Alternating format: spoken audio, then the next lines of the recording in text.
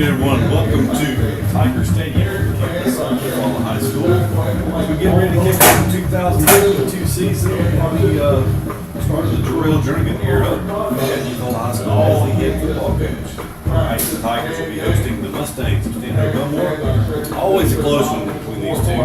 Last year, of course, up in Millbrook, the Tigers came up short 24-20. The Tigers took the lead on a field goal. Brando Morales Gonzalez, less than a minute to go, take a 20-17 lead. Only to see the Mustangs throw a 58-yard touchdown pass with 9 seconds remaining in the game to ultimately win the football game by 4 points. Doug, it's always exciting. You know, you look back and you go back 29 years ago, it was a playoff game up in Millbrook. The Tigers won a walk-off touchdown pass, 23-20. If you go back in the playoffs, the Tigers held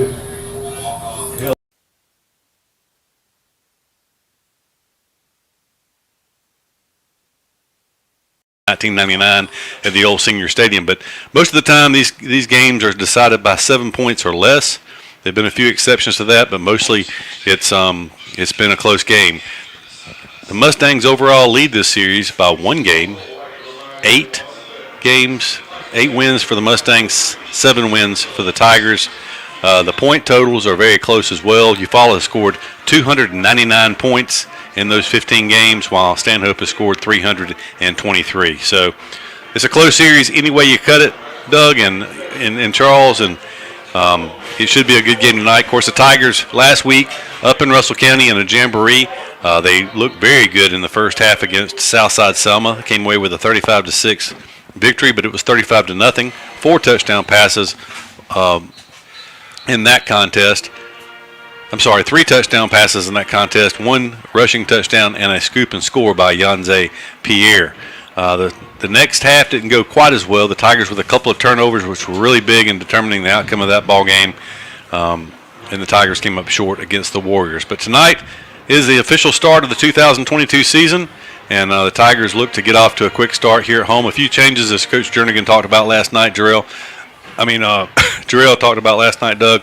The Tigers warmed up in the south end zone tonight, which is going back to the way it had been traditionally, which kind of keeps with the theme: one team, one town, one tradition. They went back to a tradition of warming up on the south end zone. Of course, I guess if Sanford runs north and south, that was always where we warmed up over at Senior Stadium, was on the south end zone. So well, that's the way we kind of did this one to start with, coming in here, and it's good to see it go back. And it kind of separates. We got the visitors coming in on Tiger Drive now, kind of utilizing the north end zone.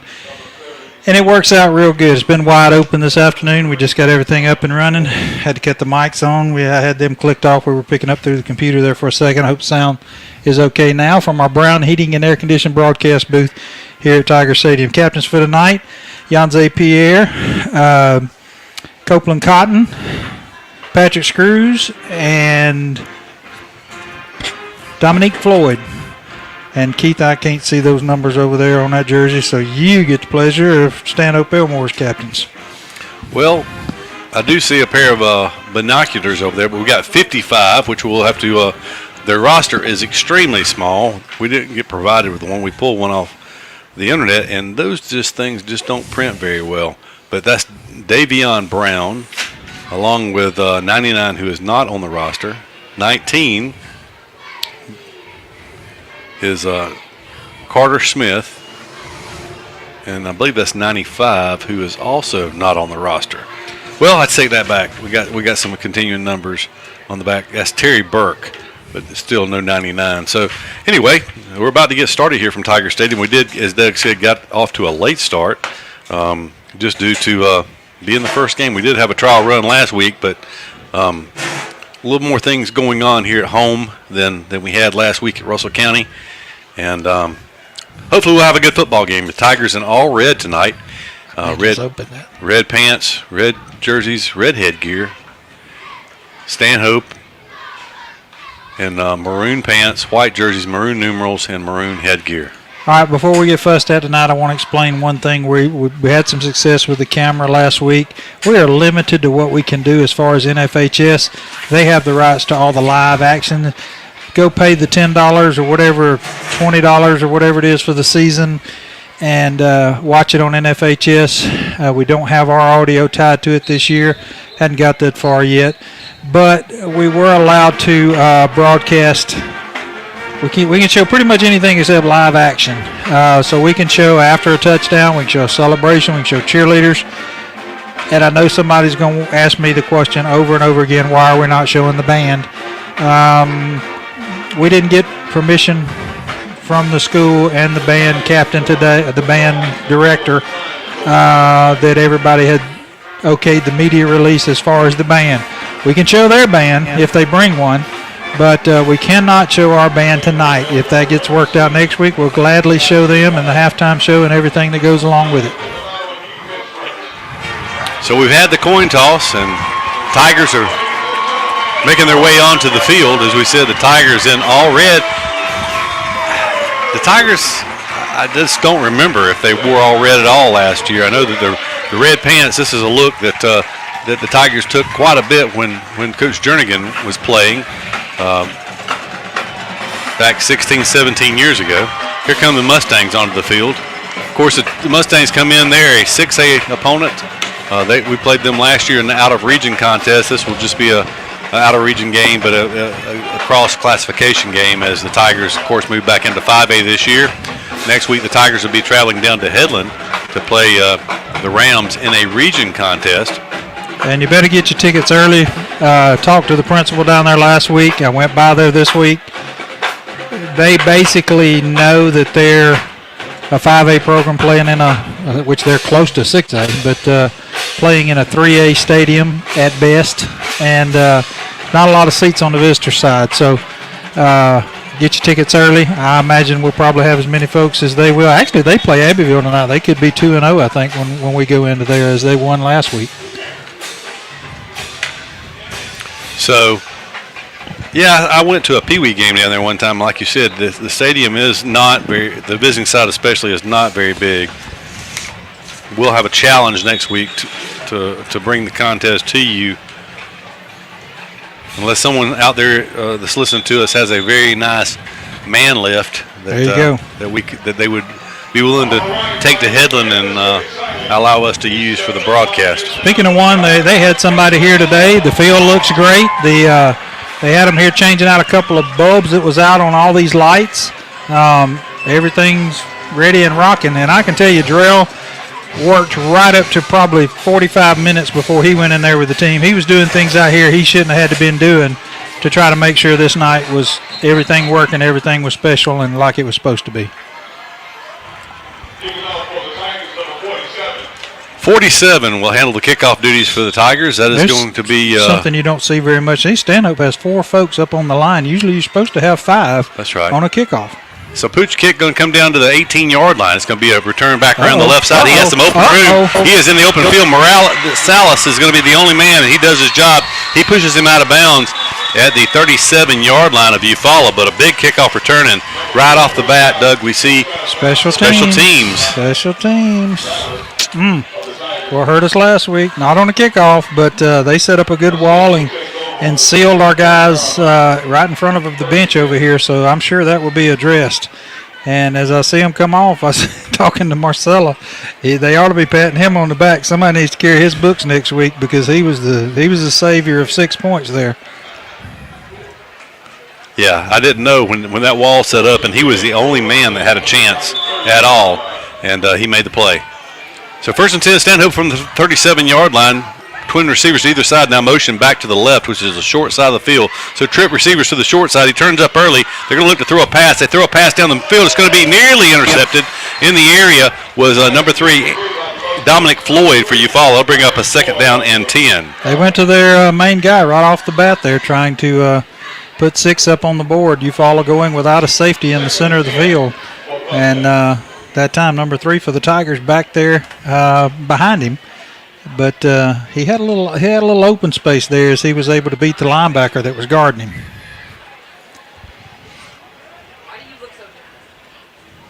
So 2nd down 10 from 37. One back in the backfield who would get the handoff. He's looking for open field. He has a lot of open field. He is going to be inside the inside the 20, down around the 15-yard line. That's where they'll spot him down. But a 22-yard gain on that first down. Nothing fancy there. It was just kind of a zone read play off the right guard, and it opened wide open. First down of the night goes to Stanhope, 22 yards.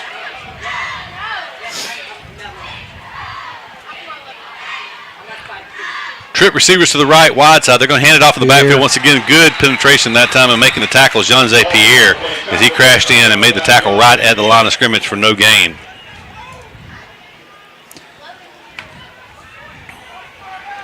Yeah, last play they pulled in a slot and double team and kicked Janze out, but that time they did not. He beat the tackle forward, the tackle, and no gain.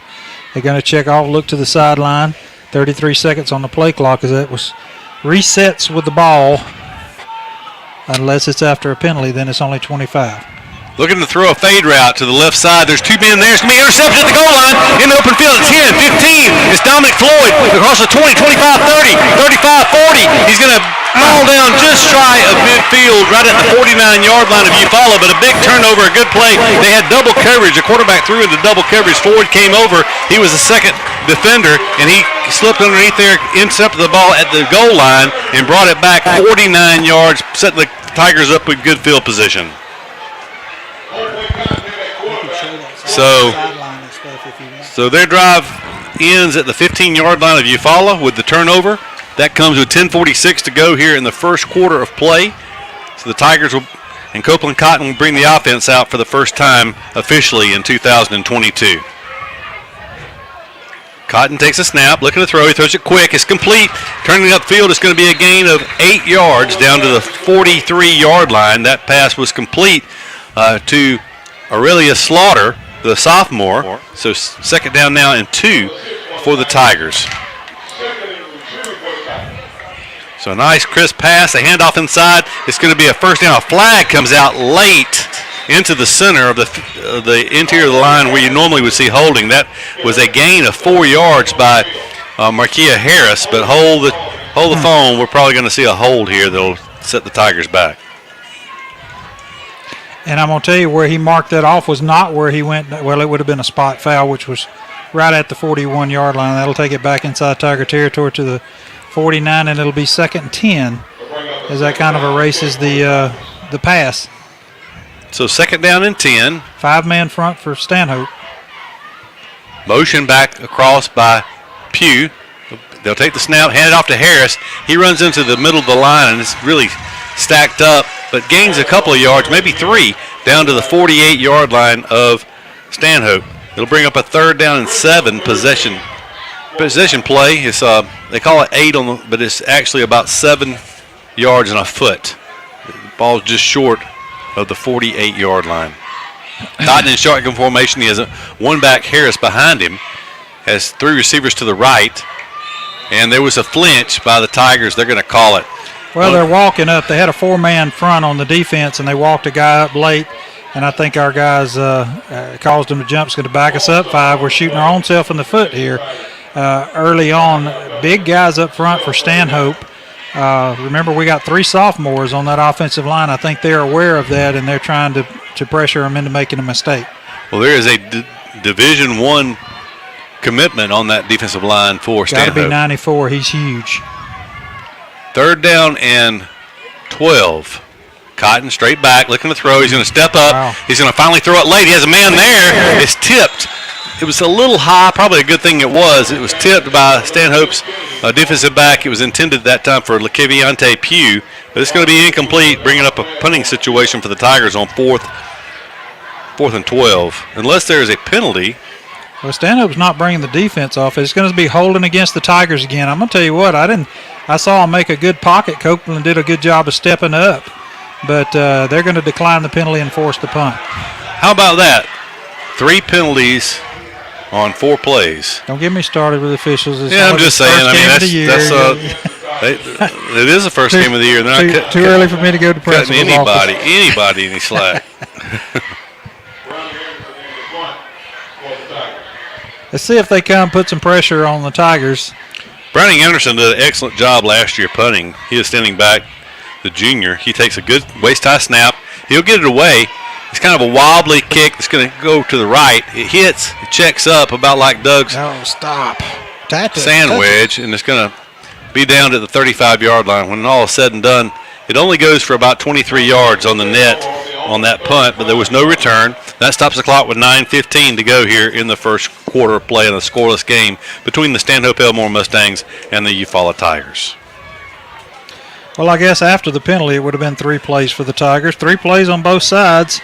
Decent yards. The Tigers was able to pick up 11, but because of the penalty, no first down. The Stanhope, 4 plays, an incomplete pass and the interception, and a 22-yard run and a 0-yard run by the running backs. Shotgun again. They're going to hand it off to the back inside. He's going to lower his head and get down to about the 39-yard line. That's going to be a gain of 4 on first down. So the 4-yard gain for Stanhope brings up second down and 6. Yeah, they got 5 big linemen. Sometimes they're bringing in a slot. We're going to go to a 4-man front now. I actually bring up another guy, make it 5, and kind of stop some of that running right at us.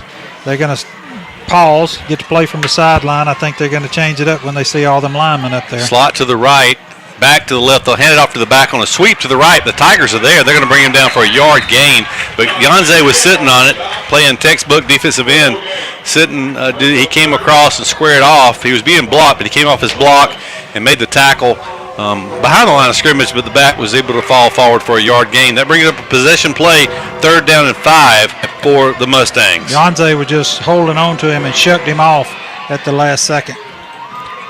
Shotgun, looking to throw. He's going to throw it. It is complete to the receiver that is committed to Troy, and he will dive forward and have a first down by 1 yard as he gets to the 46-yard line. He caught that short of the first down, but he fell forward and picked up the first down. That is Jackson Thomas, a 6'2", 190-pound wide receiver.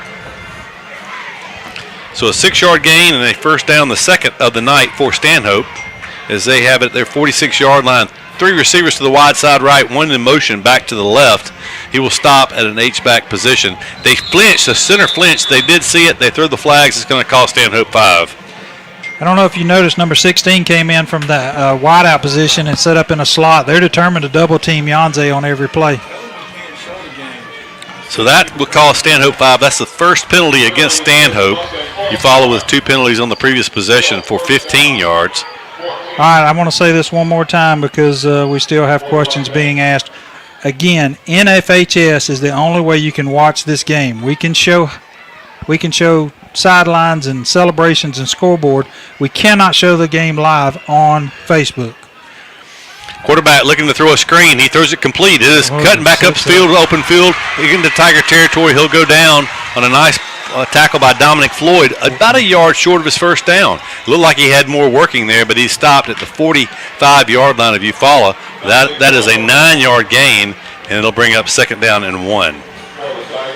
Actually, I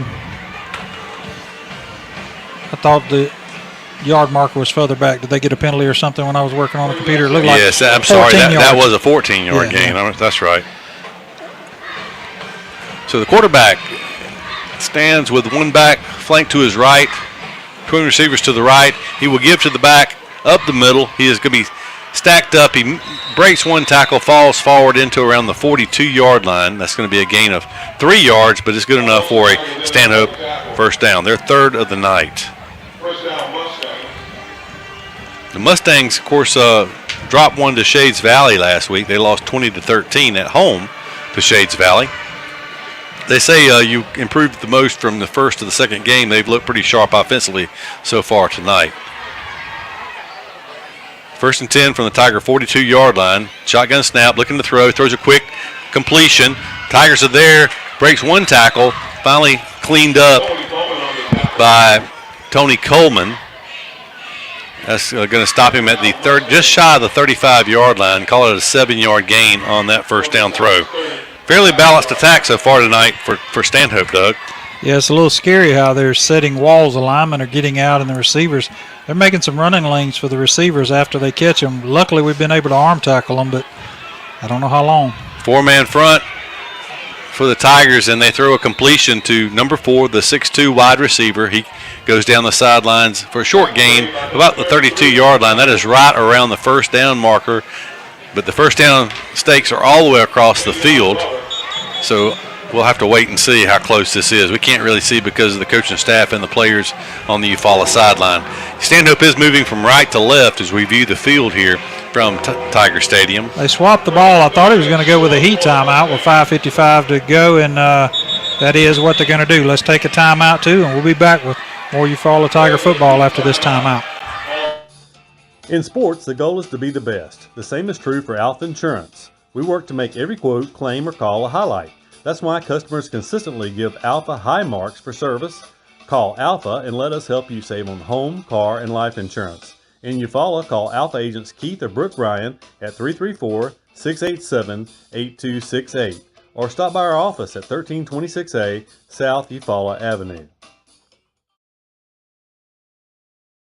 APEC Metal Express, offering quality service and guaranteeing to have the right parts and supplies. When you consider buying a roof or pole barn at other places, you make your decision based on a tiny sample. The warehouse at APEC Metal Express has an actual pole barn set up to give you a better idea of what yours will look like. This level of service is one of the things that sets them apart. APEC Metal Express, residential roofing, siding, trim, and in-stock pole barn kits with 16 colors in stock. 985 Technology Drive in Dothan, or call 699-5972.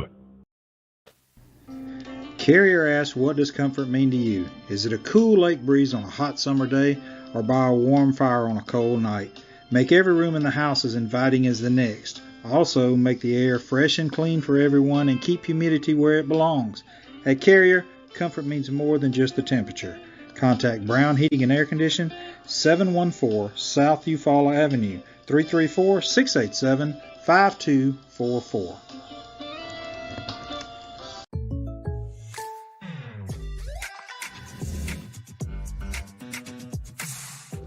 If you want the real deal, call State Farm agent Sam Wise in Eufaula today. Like a good neighbor, State Farm is there. We're back at Tiger Stadium from the Brown Heat and Air broadcast booth here at Tiger Stadium. Tigers going to try to hold the Mustangs here on a third down and about 18 inches or so, Doug, it looked like, from the way the official held his hands up. It's been Stanhope's offense on the field a lot so far. They've run 11 offensive plays to the Tigers 3. So they've controlled the ball, been fairly balanced on offense. 6 passes to 5 runs. Look for a run here on third and very short. They're in a situation where unless they lose yardage, you're going to Wildcat with the 6'2" wide receiver. It's illegal formation. He's in the backfield. They snap it to him, and he's going to get his first down. Why was there no flag? They had 10 men on the line of scrimmage. They didn't have any back. You're supposed to have 4 men in the backfield. Right. They were all on the line of scrimmage.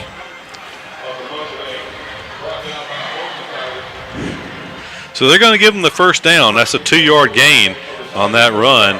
It's the 4th first down of the night so far for Stanhope. That'll come at the Tiger 30-yard line. Tigers going exclusively with a 4-man front. As I don't see Yanze in the game right now. Quarterback looking to throw. He's a sophomore. He's going to be sacked.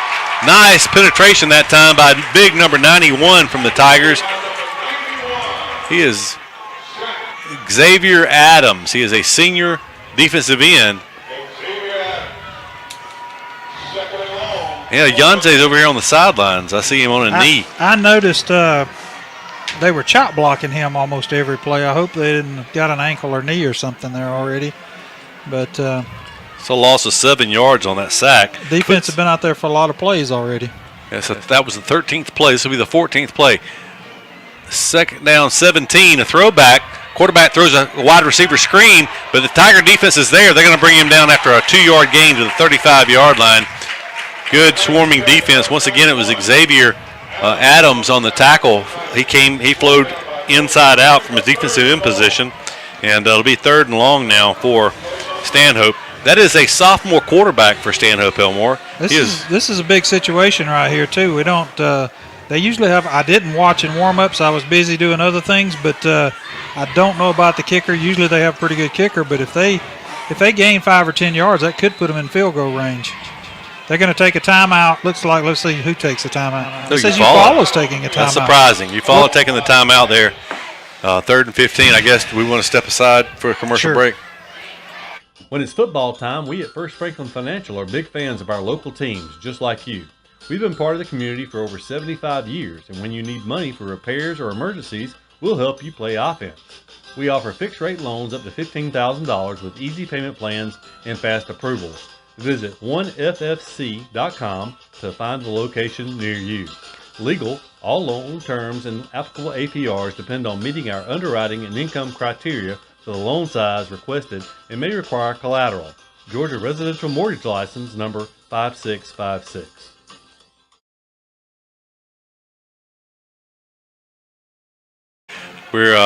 Stanhope faces a 3rd down 15 from the 35-yard line of Eufaula. So a big play, to say the least, Doug, is evidenced by the fact the Tigers called timeout on defense. So a big play for the Tiger defense to stop them here, but then the Tiger offense needs to get something established. It was really penalties on the last possession that stopped the Tiger offense, is that they had a holding penalty and a 5-yard illegal motion penalty that really halted the drive. Tiger's going to go with a 3-man front, but Yanze's back out there. He's got the left side all to himself.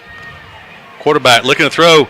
Yanze got held and no flag on that play. He was held, but a good open field tackle that time by Jaquavius. Oh, my goodness Moss. gracious, Keith. They just gave him a, what was the guy's name from Auburn in the championship game? It was As he Michael spun, Dyer. Yeah, he got an extra 3 or 4 yards there, and that's going to cause them to go for it. He was, I thought a knee was down or something. Man, too bad we don't have replay here, but that's going to allow them to. That was a 13-yard gain, the way they spotted it. So 13-yard gain. I'm sure they appreciated that timeout too, and now It's they're going to take a fourth timeout. and 2. And they're going to talk about it. So let's take a timeout. We'll be back after this break. The family at Impressive Collision Center has been in business since 1940. That's impressive. Your transportation is one of the largest investments you have, so keep it looking new at Impressive.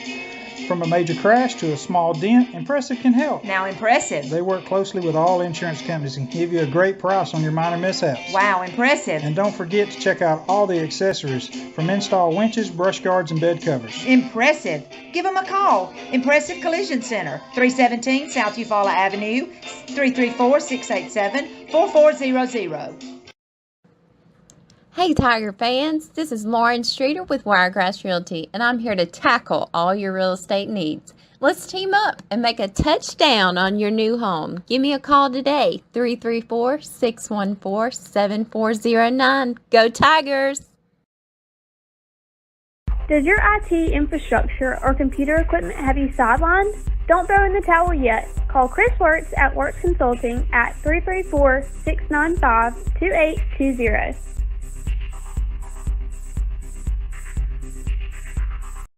I don't know what we're paying them for. We're back. 4th down 2 from the Tiger 22-yard line as Stanhope comes out to go for it here.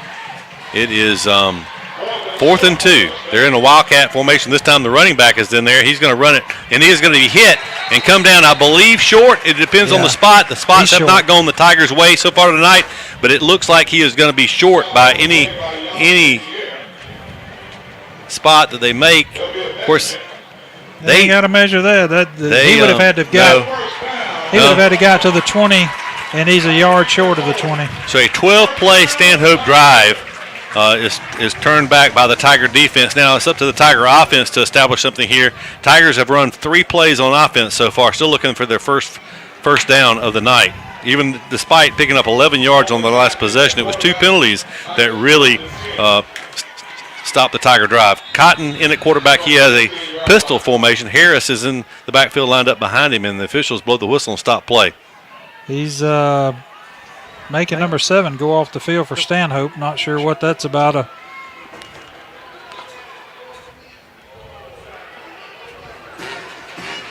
His uniform, his knees were not covered up or something apparently there. So 1st and 10 from the 21-yard line of Eufaula. 5-man front for Stanhope.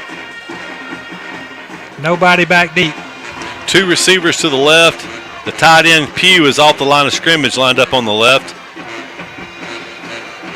Marquia Harris is at All right, running Stanhope's back. apparently going to take a timeout so they can get the right. Well, they signal timeout. The whistle blew, and Eufaula throws a long pass that's complete for It would a have been a touchdown. touchdown. Sheesh. And Tron Mitchell. The whistle blew right before the snap of the ball as the coach walked out on the field and called a timeout. Man.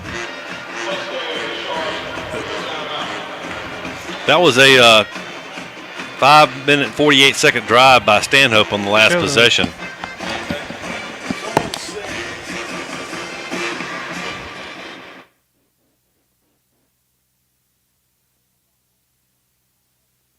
Well, that's not us.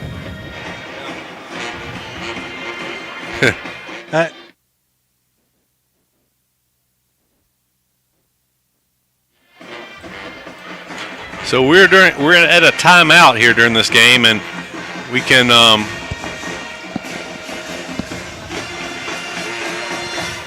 despite the fact that the NFHS cameras aren't working, the AHSAA rules prohibit us to show live video from the game. They pay for the rights. They own the rights. Nothing I can do about it. That was a long drive for Stanhope on the last possession. They have really dominated offensively so far, but the Tigers have an opportunity to take the lead if they can move 79 yards with the ball. Harris gets her back. He gets handed off, hit immediately in the backfield. Well, he broke that tackle, and then he still lost a yard on the play. They jumped out. I guess they figured we'd come back running it after that pass play, but they jumped into a 6-man front, and they just had the numbers on us there. There was nowhere for him to go. Biggest thing we need to do here is we need to burn some clock and give that defense a little breather over here.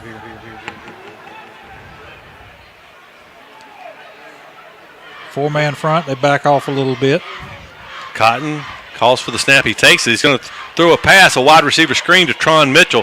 Tron trying to break some tackles. He does break a couple. He gets up for a gain of 4 to the 24-yard line, but that's still going to bring up a 3rd down 7 for the Tiger offense. Still looking for their identity here early on. Well, I want to tell you, the two sophomores on that right side came out, and both of them had good blocks, but the problem was they let one guy by before they did get good blocks, and that one guy was able to make the tackle. Stanhope coming on blitz this time, 4-man front, but they're bringing a linebacker blitz. He gets picked up by Harris. Good job, but that flushes Cotton, who does a good job turning up the sideline. He's going to come up about 2 yards short. He stuck the ball out, but he got flushed so early he couldn't keep his eyes downfield. He tried to pick up his receivers, but was unable to do so. Picked up what he could, but it's going to bring 4th and 2. So we'll call that a 5-yard gain by Cotton. Nice scramble, but he needed 7. And it's going to be another punting situation for Eufaula. 3 and out, and a dangerous receiving return man back to receive the ball. 2:12 to go here in the first quarter. A scoreless game between the Mustangs and the Tigers. It's an end-over-end knuckleball coming down to the 40-yard line. Tigers are down there. Actually, he didn't make the tackle. He ended up making the tackle, number 50 for Eufaula.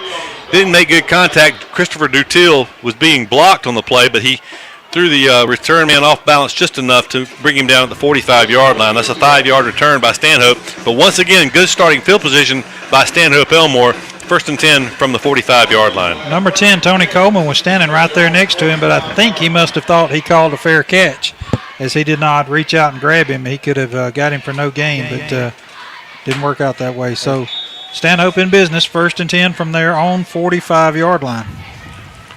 2:05 to go from Tiger Stadium. Scoreless game between the Mustangs and the Tigers. Looking to throw. Quarterback throws it up. It was tipped to the line of scrimmage and incomplete. It'll be 2nd down and 10. Good pressure that time by the Tiger defense. And Doug, that's a good-looking sophomore quarterback in his starting. You don't see sophomores start the first game of the season very often, but he's 6'2", 175 pounds, and he's looked pretty good so far tonight. He did have the big interception at the goal line. He's only got 2 incomplete passes, and then the 1 interception, but he threw 6 completions in a row there for 44 yards. That's Jacob Bryant. Calling for the snap, he'll take it. Looking downfield, he's going to throw it again. He's going to overthrow everyone that time. He had a streaking receiver. Wow. That was open. It would have been a touchdown if he could have connected with him, but instead it's going to be 3rd down and 10 on back-to-back incompletions for Stanhope. Well, last time it was 3rd and long. got the little spin move and almost picked up the first down, but we could probably flip some field position here. Wasn't a great punt. They did get a little return. Let's see if we can hold them here. Janze's fired up out there. He's looking at the clock or something, and he walked across the line of scrimmage that time. He's fired up. It'll be a three-man rush just like last time. Last time they did that, they ran a little underneath route right behind him where he rushed and threw to the back. Low snap. Janze gets knocked down this time. He throws the ball down there. It's going to be tipped. Good defense that time by number 8, or is that number 9? Number 8 yeah. For Eufaula. That's Kenobi Young. He was right there. He tipped the ball away from the receiver, and it'll be 4th and 10. And for the first time tonight, Stanhope brings their punting team into the ball game. Yeah, he didn't have position, but he made a great play on the ball, tipped it away. Good job for the Tigers. Going back deep for the Tigers will be number 4 for the Tigers. That's Mitchell. And back deep to punt is the quarterback for Stanhope. So 3 and out, only 19 seconds on that possession for Stanhope. And the Tigers hopefully will get good field position here. Mitchell hopefully can come up with a return. 4th and 10 from the 45. What a spread punt here. Quarterback will take it. He will punt it away. It's a nice punt. Boy, what a kick. He comes down at the 18-yard line on a fair catch by Mitchell, and I don't blame him. Let's fair catch every one of them after what happened last week. I'm glad he caught that one, because that one would have rolled on down to the end zone very close to the goal line, as that was a great punt by Stanhope. Yeah, the clock is running. I'm sorry, folks. I know you probably heard that, but they're getting paid up here to do it. And I don't know, they get down there eating sandwiches, playing tiddlywinks or something, and they ain't doing the job. From the 20-yard line, 1st and 10. Cotton looks to throw it. He throws it complete. It's going to be a short gain of about 4 yards. It's just short of the 25. It's so close, we'll call it a 5-yard gain. That completion went to Zakai Steele. He is a sophomore receiver. But it puts the Tigers in front of the sticks, 2nd down and 5. Cotton calls for, takes the snap. He hands it to Harris. Harris with a little bit of running room, but it closes quickly as the linebacker came off and held that to about a 3-yard gain.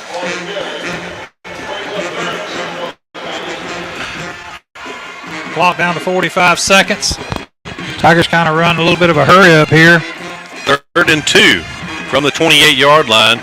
Cotton takes it. He hands it to Harris. Harris looking for, but not going to make it. He's going to be stopped right around the line of scrimmage for no gain. Defense is going to be right back out there on the field.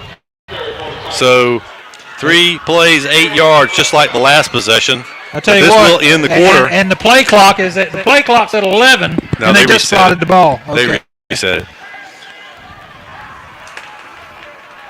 So the Tigers do not have to run a play here before the end of the quarter, and that probably would be a good idea. And that's what's going to happen. 4-3. We'll take a timeout. Be back at the Brown Heating and Air Conditioned broadcast booth after this commercial break. Hey, Tiger fans. Daniel Pulley here, your local Chick-fil-A Eufaula owner-operator. We are so excited to be the official sponsor of the weekly Eufaula Tiger Coaches Show for the 2022 football season. Join us for the live show at Chick-fil-A Eufaula every Thursday starting at 6 p.m. Our incredible team is ready to serve you. And don't forget, eat more chicken. Hey Tiger fans, this is Lauren Streeter with Wiregrass Realty, and I'm here to tackle all your real estate needs. Let's team up and make a touchdown on your new home. Give me a call today, 334-614-7409. Go Tigers!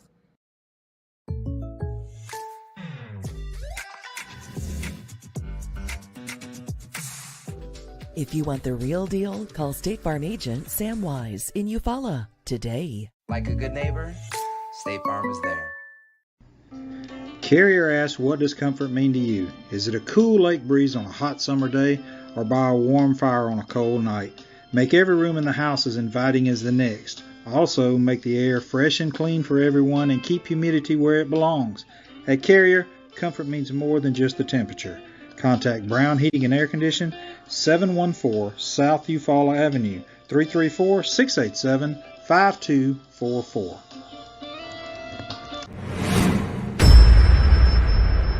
Easy Metal building kits, pole barns, and metal roofing supplies. APEC Metal Express carries multiple kit sizes and colors with at-home DIY instruction. APEC Metal Express. Fast delivery, superior quality, excellent customer service. We are back in the Brown Hegan Air broadcast booth from Tiger Stadium. It'll be 4th and 2 for the Tigers. Still looking for their initial first down of the night. It's their third 3 and out. They picked up 11 yards on the first drive. The first drive started off very good, but it was 2 penalties. It was a holding call on second down that would have actually the play picked up a first down, but a holding call made it 2nd and 10. And then the Tigers failed to pick up the first down after another 5-yard penalty. Another kick kind of off the side of his foot. It's going to hit. It would be great if they were at the goal line, but that ball is going to finally take about a 2-yard positive roll for the Tigers. But once again, good starting field position for Stanhope as they'll start at their 43-yard line for their 4th possession of the night. They have run 18 plays already to Eufaula's 9. So as we head into the second quarter, it's 11:52 to go here in the second quarter of play. Scoreless game from Tiger Stadium between the Tigers and the Mustangs. Tigers just hadn't been able to. We did have, like you said, the 11-yard early. We had the touchdown pass, but they called a timeout right before the snap. We'll get a break going our way here in a minute. 4 men in front for the Tigers. Stanhope changing the play. They have a pair of receivers to the wide side right. They're going to hand it off up the middle to the running back on a delay. He's going to take it across the 45 to the 46 and pick up 3 yards. So 3-yard gain on that play. It'll be 2nd down and 7 now, as the ball is just touching the 46-yard line. The first down would come just across the 47-yard line of Eufaula. So that was just under a 3-yard gain for Stanhope. 3 receivers to the wide side right, quarterback in shotgun formation with his back flanked to his right. Eufaula in a 3-man front this time. They move. Low snap. Flags are down, and you heard Doug call it. It was movement on the offensive line. That'll be the 2nd penalty of the night against Stanhope Elmore. Glad they saw that one. Keith, you can actually tell, and when they were running it up the middle a minute ago, it's got a lot to do with it. You can see that the difference in 6A, 5A, just a little bit bigger size, a little bit bigger receivers. And that probably comes with having an extra 200 or 300 students to pick from.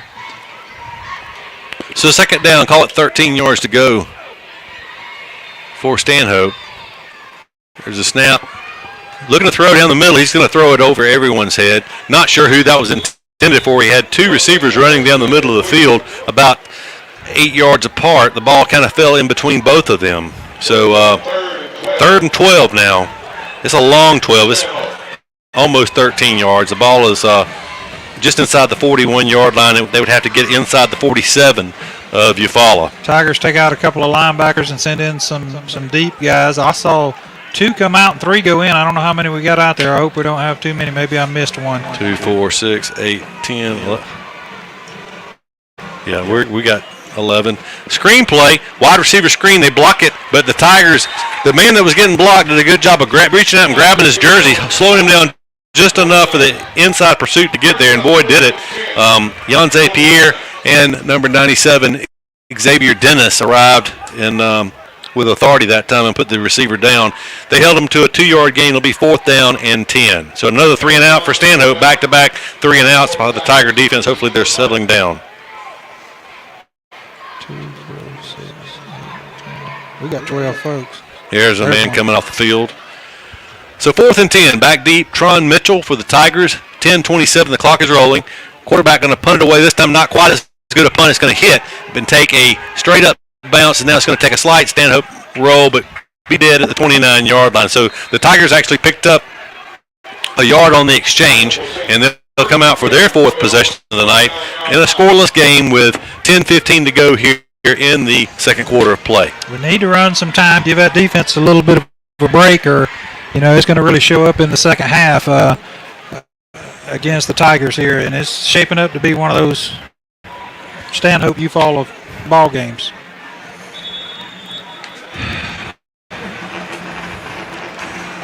Empty backfield this time for Cotton as he takes a shotgun snap. He's going to throw it. He has a man there. If he can make a connection, he just just missed. It went through the hands of Aurelia Slaughter. That ball was literally maybe a foot or less too far. And Slaughter kind of dove out to get it. But if it had been just a little more air under that ball or just a little shorter, it would have been a beautiful 71-yard touchdown pass. Slaughter had gotten behind the defense. As it is, it's incomplete, and 2nd down and 10 Tigers. And as soon as we say that, they do put a safety in the center of the Cotton field now. going to throw it late. Great catch. Wow, great catch by Browning Anderson. He was actually being defended, maybe even being interfered with by number 29 for Stanhope Elmore at the 40-yard line, but his hands were like glue on that one. He went up and snagged that out of the air, caught it on it, landing on his back. It's a 11-yard gain and the first down of the night for Eufaula. 5-man front now for Stanhope. Tigers going to try to run it this time with Harris, and tough sledding up the middle, a 1-yard gain on that play. So 2nd down and 9 now for the Tigers. Harris in a pistol formation behind Cotton. Going to take the snap. Cotton going to look to throw. He's dropped the football, and it's going to be recovered by Stanhope at the 33-yard line. He had a lot of pressure in his face from the get-go on that play. He tried to spin out of it, and the ball was out in front of him where he was trying to pass it. It got swatted out of his hands, and Stanhope had 3 defensive linemen there to recover it. So they were trying to set up a little screen right here in front of the Eufaula bench, but our linemen have got to at least put an arm on them or something. Don't give them free rein to the quarterback. Great field position now for Stanhope after a huge turnover. Comes with 9:19 to go. That happened. I guess that was on 2nd down. Stanhope takes a low snap. They'll hand it off to their running back, who has running room up the middle. He's going to go for a touchdown. 33 yards straight up the middle. It just opened up for them, and they've scored a touchdown on that play. Number 20 for Stanhope Elmore. That took it in. That is, he was one of the captains tonight, Devion Thomas. Well, if you play in a 3-man front on defense, you're supposed to have some linebackers that can step up in there. They were out studying for English class or something on that play, as he was not touched, right up the middle for 33 yards. 6-0 Stanhope leads. They don't have enough folks on the extra point or something. I saw them signaling for something, but they're going to go with what they got.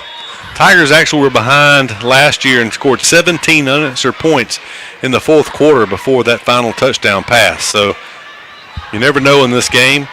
Kick is up, and the kick was discombobulated, but it is good. The timing was all off on that, but it is good, and the Tigers trail 7-0.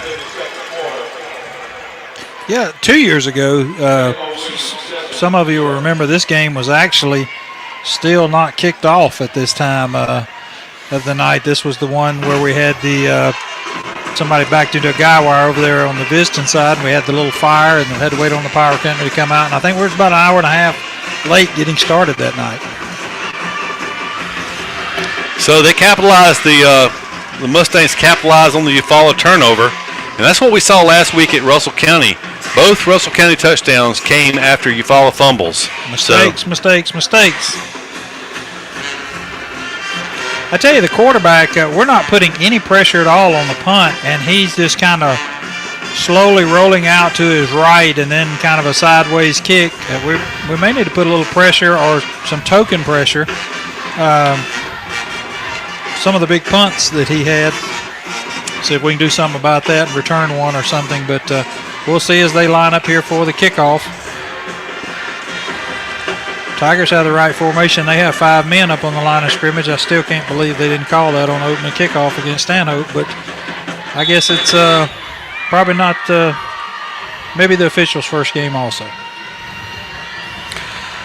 Here's a kick. It's a squibble on the ground. It's going to be fielded finally at the 24-yard line and returned up the middle, crossing the 30. Now across the 35, still on his feet up near the 40-yard line, goes number 20, Have Williams. He is a sophomore running back. Looked really good on that return. They're going to spot him at the 39-yard line. Put him out there and give him the ball after that run. Good job by the sophomore.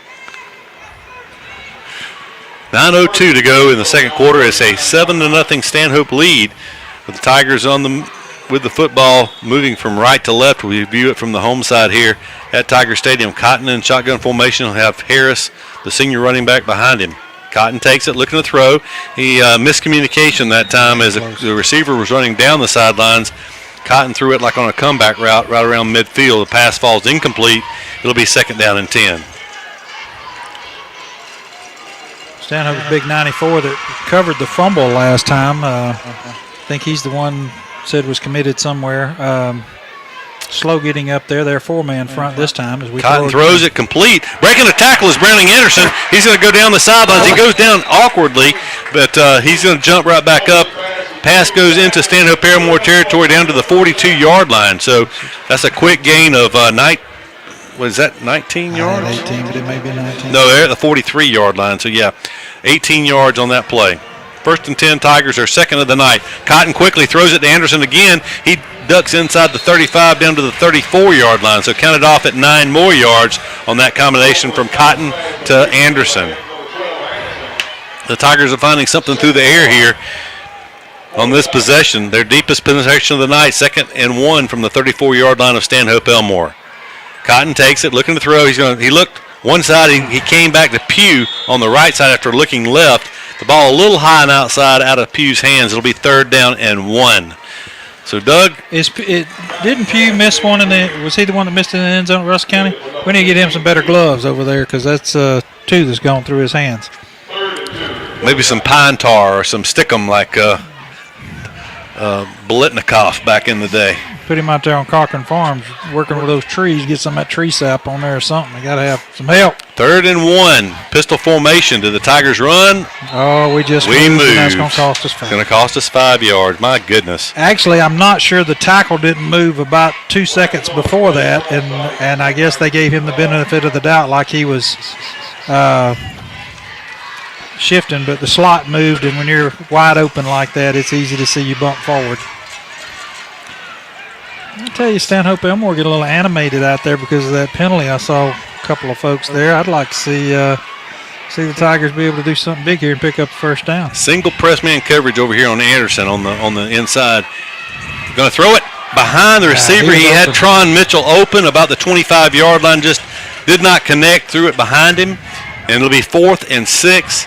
And what did the Tigers do? You got a chance to flip the field position here, but you also have your best drive of the night. Yeah, they're saying kick.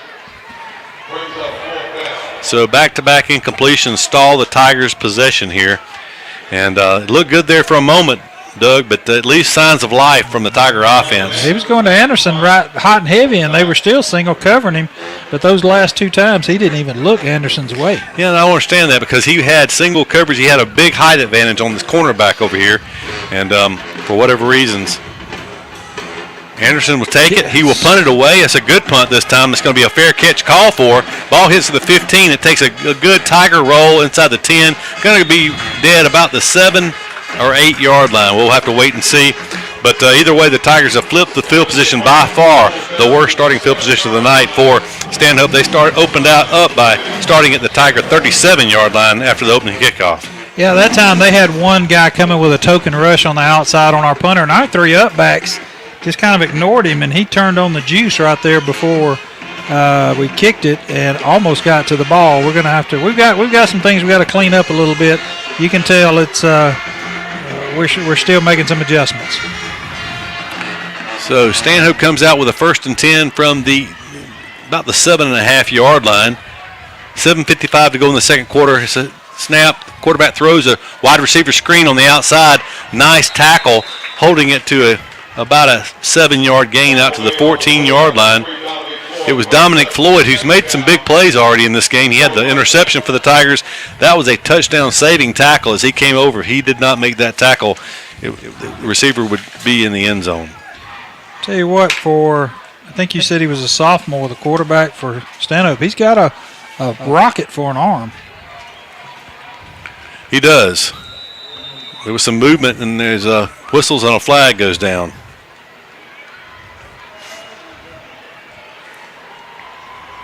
Going to be against Stanhope. That'll back them up. So It'll make it, what is that, second and about 8 or 9 now instead of second and about 3. So that helps the Tigers there a little bit.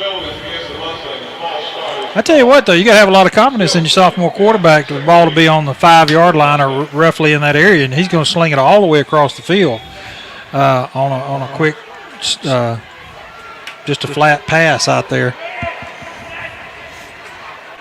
So 2nd and 8 now for Stanhope. They'll run a zone read inside. Tigers do a pretty good job of stacking it up, but the play does cross the 10 up around the 12, maybe the 13-yard line. The first down would come just shy of the 18-yard line, so it could be a 3rd down. Call it a long 4, a short 5. Is there going to be right at the 13-yard line, and the first down would come just shy of the 18-yard line.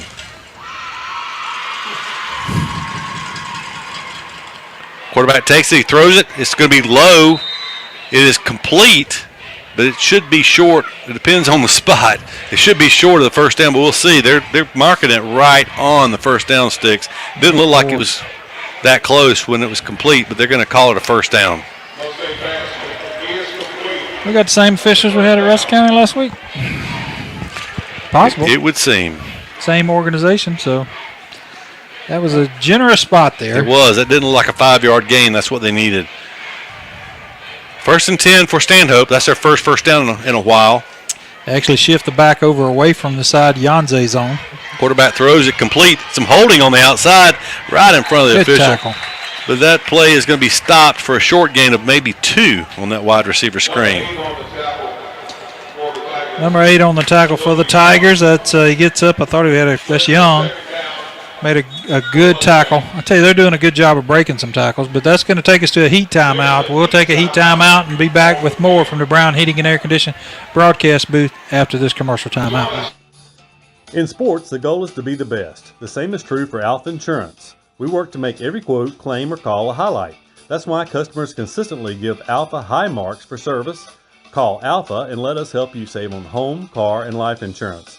In Eufaula, call Alpha agents Keith or Brooke Bryan at 334-687-8268 or stop by our office at 1326A South Eufaula Avenue. Benny Whitehead Incorporated has called Eufaula home since 1965. Today, the family-owned business owns and operates 119 tractors and trailers and employs over 150 people. Benny Whitehead is nationally known as a leader in safety and keeping the air clean and fuel consumption low. Benny Whitehead Incorporated loves Eufaula and would like to wish Lakeside and Eufaula safe and successful seasons. Easy Metal Building Kits, pole barns, and metal roofing supplies. APEC Metal Express carries multiple kit sizes and colors with at-home DIY instruction. APEC Metal Express. Fast delivery, superior quality, excellent customer service. Be down 7-0 the way we played. Back at Tiger Stadium in the Brown Heating and Air broadcast booth, Tigers trail 7-0. It's 2nd down. About 7 yards to go after they spot it. Short 8, long 7. There's 6:04 to go in the first half of play, so we've played almost 18 minutes in this one, and the Tigers have 1 first down so far. That through the air. The Tiger passing game has looked showed signs of life. The Tiger running game is still looking to get on track. Actually, that run by Marquia Harris that picked up the first down where they called the holding penalty, Doug, was the best run of the night. That was the 2nd offensive snap of the game for Eufaula. But Mustangs they've thrown the ball more than they've run it, but they've been fairly balanced. They've shown a pretty good running game themselves. They had a 33-yard touchdown run. They also had a 22-yard run earlier in the first quarter. 2nd down, call it 7. Low snap, quarterback throws it. It's complete to the receiver on a wide receiver screen. Dominic Floyd is going to make the tackle once again. A solo stop, preventing a first down. That's going to be a gain of 6. Going to be about a yard short, 3rd down and 1. Got a report that across the way, Lakeside trails 21-6. We'll try to pass on some more scores at halftime tonight. Big 3rd down here, Keith, as they mark that. It's 3rd and a yard and a foot, 3rd and a yard and a half at the best. 5:24 to go. It's going to be a handoff inside on the zone read. That time the Tigers got in there, but he fell forward again. It's like he kind of fell over the Eufaula players and kind of propelled forward, but it's going to be short. They Well, they said no game, but they moved it halfway in there. He's only a foot away from. I tell you what, no, they said first down without even measuring. Oh man, you kidding me?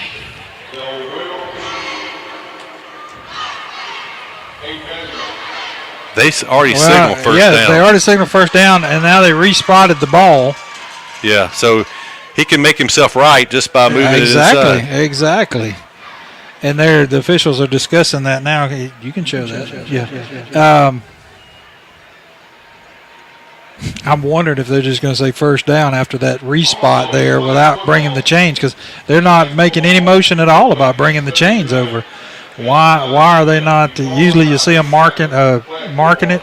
He's going to come out. I got a feeling they're going to come over and talk to Jarrell. I think the officials have slipped up again here, folks, with that respot that they just put out there, because they're apparently not wanting to come out and measure it at all.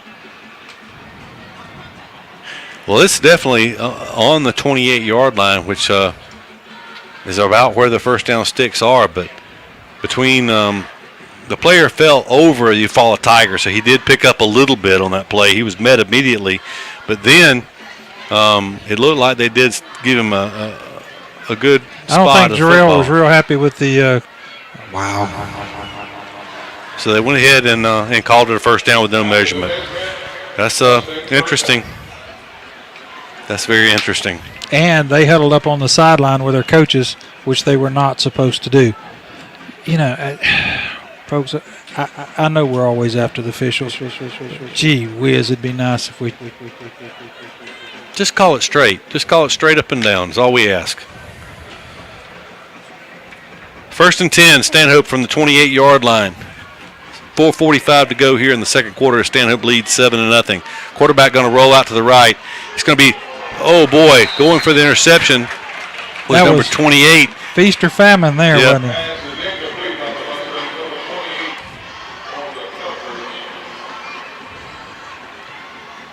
Yeah, 28's not on our roster or the PA announcer's roster. He made a nice play. He did go for the football. He didn't get it. Fortunately, the receiver didn't either, but if the receiver had gotten it, he'd have been off to the races down the sidelines. Incomplete pass, 2nd down and 10 now from the 28-yard line. Shotgun formation, quarterback takes it, hands it off to the running back inside. Good job by Pierre recovering on that. He had gone after the quarterback, then he recovered back inside and made the tackle for about a 2-yard gain to the 30-yard line. It'll be 3rd and 8 now for Stanhope. So 5 passes, 3 runs so far on this Stanhope possession. When we total up the plays at halftime, it's going to be heavily in favor of Stanhope Elmore, despite the fact they had a one-play touchdown drive. The touchdown they scored was on a one-play possession following the fumble from Eufaula. We're not prepared defensively on this play. Good pressure. They're going to sack him back inside the 25, about the 22-yard line. So that's going to be a loss of 8 on the play. And big number 95 once again for the Tigers. That's going to be Jamario Mitchell that time on the sack. We had a lineman come off, and one coach was trying to tell him to go back on, which would have gave us too many men. It was a 3-man rush. Another coach was telling him to come off. He did not know what to do for a minute there. Tigers are going to take a timeout with 3:41, conserve some clock here. That's the second timeout. So let's take a timeout too. We'll be back with more Tigers after this commercial timeout. Attention contractors, is your metal roofing provider slowing you down? APEC Metal Express fills orders within a week. 40-year finish warranty, 17 different colors, and multiple truss styles. Work more and wait less. With the world changing all around us, everyone needs to be covered by insurance. So give Eric Glover with the Glover Agency a call and talk with Eric about auto, home, life, or last week's football game. Whatever your insurance needs, let Eric talk to you about being covered. The Glover Agency is located at 145 East Broad Street, Eufaula, Alabama. Call 334-687-0358. Back at the Brown Heat and Air broadcast booth at Tiger Stadium, where the Tigers trail 7-0 with 3:41 on the clock in the second quarter. Tigers looking to get good field position here after the Stanhope punt. They had a short punt last time. Doug, that was a 9-play, 20-yard drive that took 4 minutes and 14 seconds off the clock. Stanhope has done a good job of running plays and taking time off the clock. despite the fact they've only put one touchdown on the board. Eufaula still looking for some offensive rhythm. Tron Mitchell waits for the punt. Kicks they away. were holding on. There's Mitchell's the going to let flag. it. He let it go and take a That's huge. okay. That's okay. Don't. They don't. Goodness, why did he not learn his lesson last week? That wasn't. He didn't. But there was a flag. We had a guy that was putting some pressure on from the outside, and they held him like and they big did call time. it. And there is a flag down at the 16-yard line. We take that penalty for sure, because that was Tigers looked for good field position, and we didn't feel that punt, and it took a 20-yard roll. And there was once it's behind you, and you've got yourself in that situation, you just got to let it go. I'm a proponent for catching the football. You don't let the ball hit the ground. We need to have our return team getting back ready over here. I think our offense is out there getting ready. That could be the return team. I may be wrong, but I think they're explaining that situation now as if it happens again. But that's going to be a break for the Tigers, and it being at the 16-yard line, it was only half the distance to the goal. But that time they did what we talked about earlier, put some token pressure in on the outside where the kicker was rolling to, and I think it kind of caught them off guard. And the wideout over here, number 2 or 20-something, it was blocking. I think he was blocking 14 or something for us. Anyway, he held him bad. So Tron Mitchell, he's on the knee in the end zone. That's a safety. And they did blow a whistle. He ain't signaled anything. Mitchell called it. It is a safety. You can show that. So the Tigers on the board now, 7-2, and they will still get the football. 3:25 to go in the second quarter. So 7-2. He went down on that low snap. The snap has been low pretty much. So his first snap was good. Since then, it's all been low to the Stanhope punter. He's the quarterback. Not a very smart move. He went down to a knee to retrieve it. Fortunately, the white hat back there saw it and called it, and the Tigers are on the board. Well, two things I want to touch base on here. We have some military junior ROTC, and should have got that shot down there. They're doing push-ups on per points. That'll be the easiest push-ups they run across this year, only having to do 2 there. And a good call by the officials. How many times have we seen that over the years where they'll go down to a knee and the officials do not catch it, and the play continues on? So now they'll have to kick off from the 20-yard line. So you would hope, the Tigers would hope to still come out with pretty good field position here. I bet they punt, because to me they pooched kick on the kickoffs. So it's their option to which they want to do. We'd like to remind everyone who is listening to us on Facebook that Tigers are also on YouTube. There's a brand new YouTube channel, the Eufaula Tiger Football Broadcast on YouTube.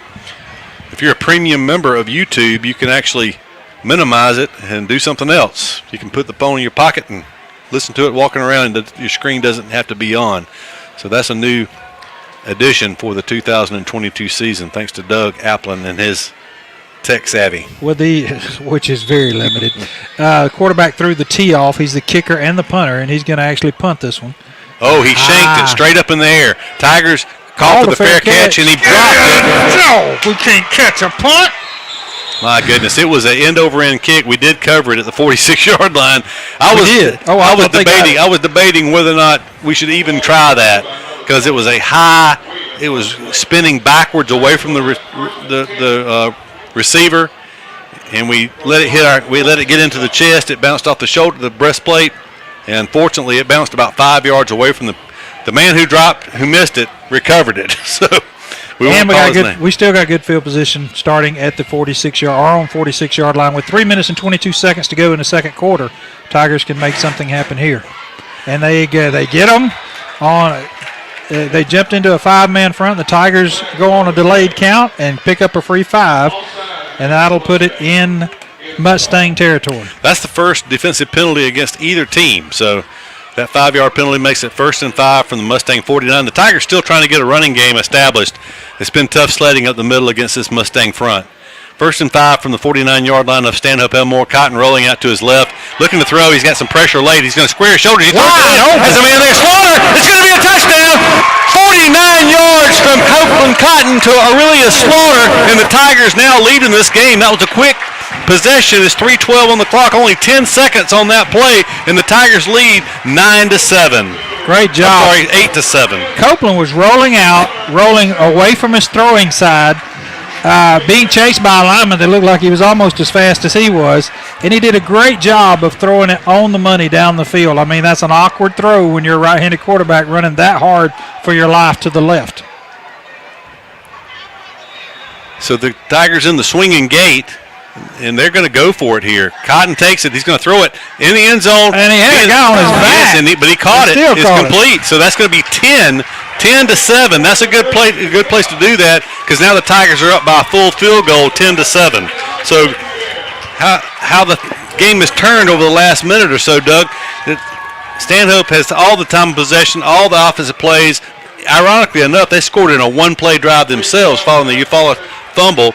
Tigers, following the safety, score on one play from the 49-yard line. So 10-7, the Tigers lead the Mustangs now with 3:12 to go still in the first half of play. It'll be interesting to see how they react to that. They've been really selling out on defense, putting 5 and 6 men up front on the line of scrimmage, and it just saying, we're going to get to you. You're not going to run the ball. We're going to outnumber you up front. We're going to get to your quarterback before you can make anything happen against our backs.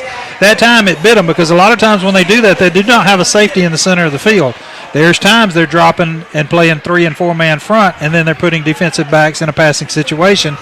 And but that time it worked out well for the Tigers, and just a great play by Copeland and a great catch on the other end. There's probably not a harder catch to make as a receiver as that one when there's nobody within 15 yards. And he's a sophomore. He's very, very speedy and quick as Aurelia Slaughter, but 5'6", 135 sophomore. But he got that down behind the defense, made a nice catch along the sideline, stayed in bounds, turned it up for the Tiger touchdown. And, Doug, I tell you, when we total, and depending on what happens this last 3:12, I would venture to say that the total yardage is going to be fairly close at this point after that 49-yard play by the Tigers, despite the fact Stanhope has probably run twice as many offensive plays as Eufaula has. Kickoff by Wingate. It's going to be a squib kick down the middle. It hits. It's going to roll out of bounds at the 27-yard line. So that'll be a penalty, and it'll be good field position for Stanhope Elmore. Already the 7th offensive possession of the night for Stanhope.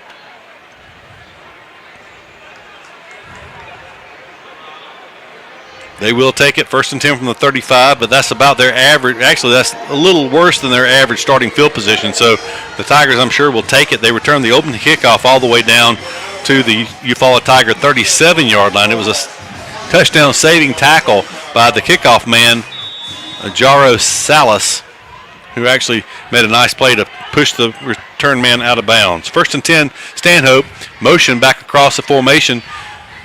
It'll be a give inside to the running back, who's going to be stacked up for no gain right at the 35. The ball came out. Eufaula has it. If they call that a fumble, Eufaula has it. When you see an official running up from the side, blowing it 4 or 5 times, it's not. And they're going to give it to the Tigers. I thought it was going to go the other way. Great break there for the Tigers.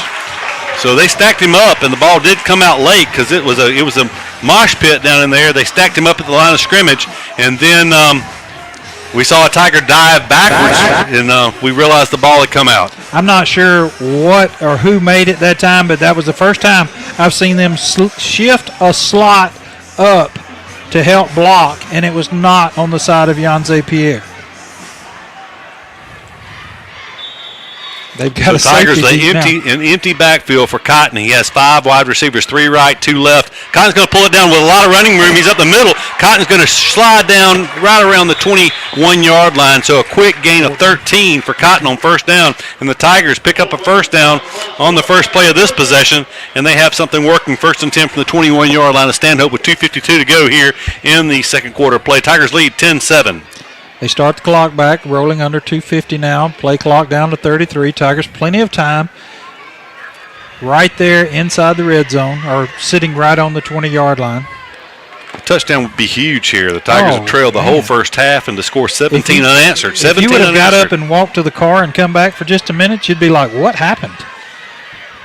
1st and 10 from the 21-yard line. Copeland Cotton takes it. He's going to throw a fade route. Has a man out there going to go for the ball. Was Mitchell, and a flag. He shoved him early. That should have been interference, and there was a flag. And we'll see if the flag is on Stanhope. It should have been. Well, there's also a flag at the line of scrimmage here at Eufaula, so it may be offsetting.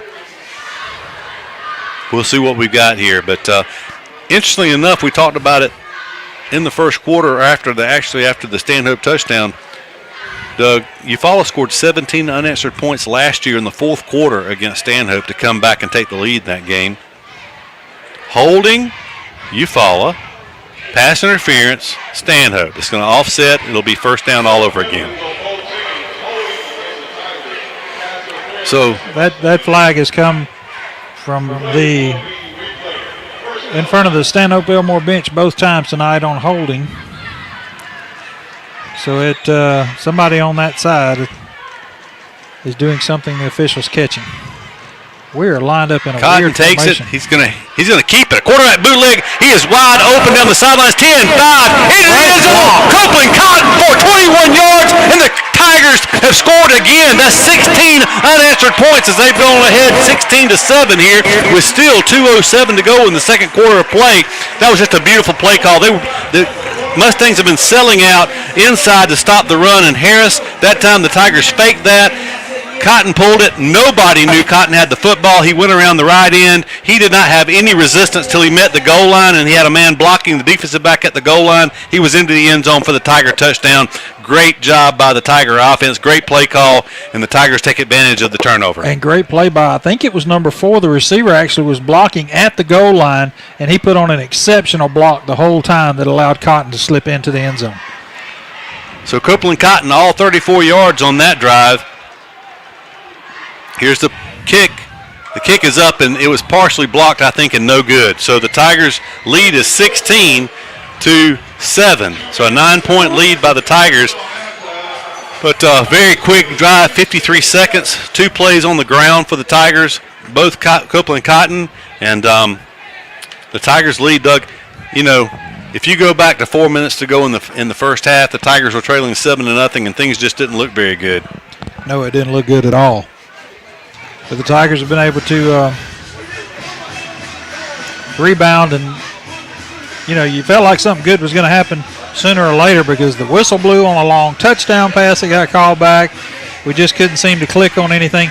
The only thing I'm still a little worried about, because Stanhope has the capability of coming back, no doubt, is their receivers have been getting behind our guys an awful lot, and the quarterback has just not got that timing down yet. So hopefully we're working on that on the defensive side.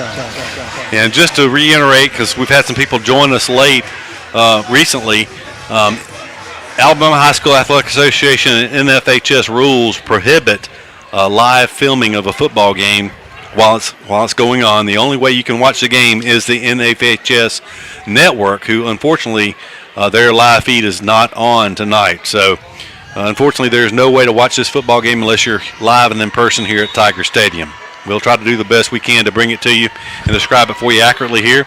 The kickoff is down by Wingate. It's going to hit. This time be fielded at the 20-yard line. He's going to be breaking a tackle. Finally slips across the 30 down to the 32-yard line. Better coverage on the kickoff that time. 2 minutes and 2 seconds left now, and Stanhope's got to be stunned a little bit after what's happened in the last 5 minutes against them. You don't know if they're going to come out here and just try to get to halftime, or if they try. Most of their stuff has been through the air tonight. Let's see. I have their quarterback already with 18 pass attempts up to this point. Well, they do have 2 carries for 55 yards. They had a 33-yard touchdown run and a 22-yard run on their first possession. So 1st and 10 from the 33. They're going to throw a pass wide outside. It's kind of a wide receiver screen. And good job once again by Dominic Floyd. He has made some outstanding tackles tonight in open field. That stops him just shy of the 40-yard line. That's going to be a gain of 6 yards on that play. And but it really puts you in a tough position where one mistake on defense and they score a touchdown. They're throwing it, but it's a long throw by the quarterback, but pretty safe because the guy's dropping back behind the line of scrimmage. It's just a wide receiver screen. 2nd down 4, 3 receivers right to the wide side. They're going to throw it this way. It's tipped this time. Yanze Pierre tipped the ball in the air, and it falls incomplete. It'll bring up a 3rd down and about 3rd and a short 4. Yanze was way up in there. You could see some of his basketball skills there as he blocked that pass. And it goes down, brings up 3rd and 4. Number 20, I think it was Thomas or whatever, their running back. He does have 10 carries for 74 yards at this point. Third down, a short 4. The first down would come just across the 33-yard line, and there is a timeout being called by Eufaula. The clock was stopped with 1:25 to go. This is more of a strategy timeout than it is the clock was stopped. But with timeout on the field, we'll step aside for a quick commercial break and be back with more Tiger football after this timeout. When it's football time, we at First Franklin Financial are big fans of our local teams, just like you. We've been part of the community for over 75 years, and when you need money for repairs or emergencies, we'll help you play offense. We offer fixed-rate loans up to $15,000 with easy payment plans and fast approvals. Visit 1ffc.com to find the location near you. Legal, all loan terms and applicable APRs depend on meeting our underwriting and income criteria for the loan size requested and may require collateral. Georgia Residential Mortgage License number 5656. Carrier asks, what does comfort mean to you? Is it a cool lake breeze on a hot summer day or by a warm fire on a cold night? Make every room in the house as inviting as the next. Also, make the air fresh and clean for everyone and keep humidity where it belongs. At Carrier, comfort means more than just the temperature. Contact Brown Heating and Air Condition, 714 South Eufaula Avenue, 334-687-5244. 16-7, the Tigers lead. Third down 4, 1:25 on the clock in the second quarter. Quarterback's going to throw a middle screen. It's incomplete. It was high. He was getting pressured by Yanze. He forced a high and quick throw, and it was incomplete. It was a tight end screen that time, and it was incomplete. It does bring up, you would think, a punt situation. It's 4th and 4. Surely they wouldn't want to give the Tigers the ball at the 40-yard line or 39-yard line. They do run the punt team in, but only 3 seconds came off the clock. And don't be surprised if we see that play again, because they had 5 blockers out front if he would have gathered that in, and the Tigers only had 2 guys there. Tigers do not have the right number on the field, and the coach is waving like incomplete. I'm wondering if this is no pressure. But we have no timeouts. We can't do anything about it. He's telling them there's no pressure. They're just standing there. They're not going to put any pressure as Stanhope spreads out. Quarterback all day. He kicks it. Good kick. Call for a fair catch. And Mitchell makes it to the 23-yard line. It's an adventure, folks, every time we drop back to catch a punt after last week. Of course, if you didn't listen to the game last week against the half against Russell County, 2 muffed punts in that game were the difference in the game, those 2 turnovers. And the Tigers are trying to right the ship on the special teams. 23-yard line is where the Tigers will take over. And 1:15, I think Stanhope only has 1 timeout left. Well, I was going to say, I wouldn't get too greedy here. That backed up that deep. I'd run the ball, run some clock, go in at halftime, and be happy of the situation. Cotton's going to throw it. They're going to throw a screen. That's a safe play. Harris is bringing down the sidelines. He has a convoy. He's at the 40, 45. He's cutting back inside the midfield, 45, all the way down to the 42-yard line of Stanhope Elmore. So from the 23 of Eufaula to the 42 of Stanhope, it's a 31-yard. No, 38, isn't it? I don't know. You're better to you call it. 27 and 8 is 35. 35 yards on the play. Cotton looking to throw. He's going to throw it incomplete to Anderson. Short gain down about the 37-yard line. That's going to be a gain of 5 on first down. That keeps the clock rolling with 52 seconds. No timeouts for the Tigers. But the way they've been throwing the ball, Doug, they don't need much time. But they're letting an awful lot of time roll off here. 2nd and 5. Cotton takes it. He's going to have to throw it quick. He throws it high, incomplete. That was a dangerous throw. It was intended for Mitchell. It sailed. There wasn't much happening on that play. If Mitchell catches it, unless he breaks a couple of tackles, he was going to get stopped short of a first down there, but it was nearly a pick 6. Yeah, he tipped it, and there was some floaters coming up from the secondary, and there wasn't nothing between them but white lines and green grass. So Cotton in a pistol formation with Harris behind him, 3 receivers to the wide side right, 1 Anderson to the left. It's going to be a throw. Cotton looking to throw. He's going to pull it down now. He's going to slip down and go down at the 42-yard line. They let the clock continue to run with 27 seconds. Stanhope is now going to call a timeout. So it's 4th and 9 from the 41-yard line after that loss of 4 on the sack. Well, what do you do here? Do you punt, if they don't come with pressure, you can stand back there as long as you want and then punt it. But they're going to come with pressure if we punt. They have nothing to lose. Yeah. So that stopped the clock with 24.3 seconds to go in the first half. And you normally say, oh, there's only 24.3 seconds. Well, if you remember last year, the Tigers lost a game with 9 seconds to go in the fourth quarter on a 58-yard touchdown pass. And you know, this is almost where it is on the field. This is the 41. It was a 42-yard line up at Millbrook. I was listening to that game. I think I was actually off in the mountains or something that week. First time in a long time. I think we just took one and went. But we listened. We ran that clip yesterday for the coaches show. It sounded like just something about when the Tigers and the Mustangs pair up. It's always an interesting game. And in the past, it has been in the playoffs several times.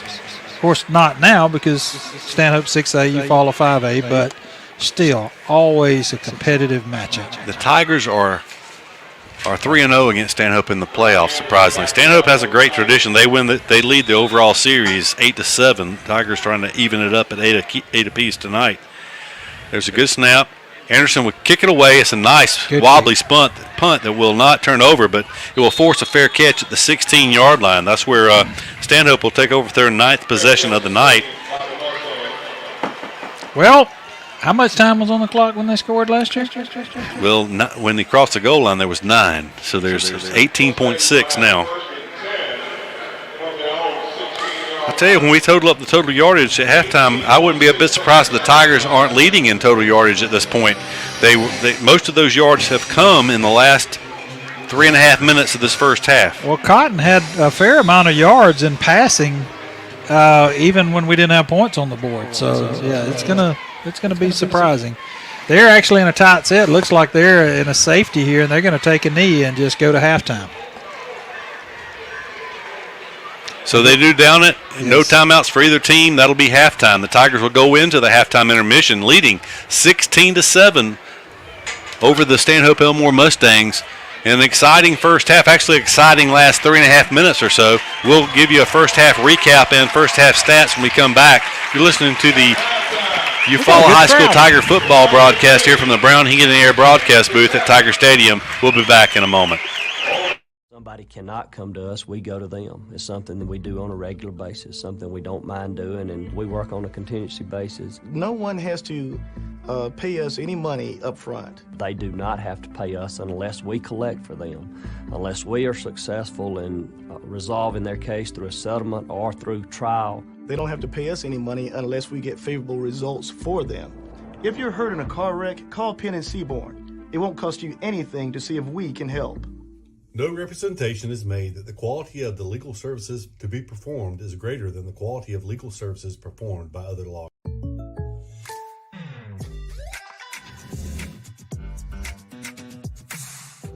If you want the real deal, call State Farm agent Sam Wise in Eufaula today. Like a good neighbor, State Farm is there.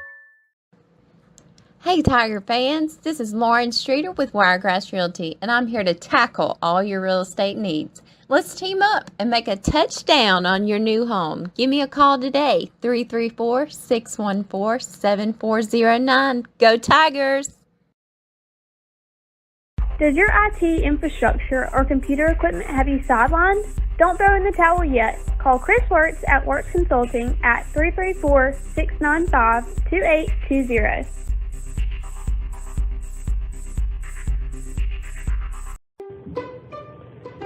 Hey Tiger fans, Daniel Pulley here, your local Chick-fil-A Eufaula owner-operator. We are so excited to be the official sponsor of the weekly Eufaula Tiger Coaches Show for the 2022 football season.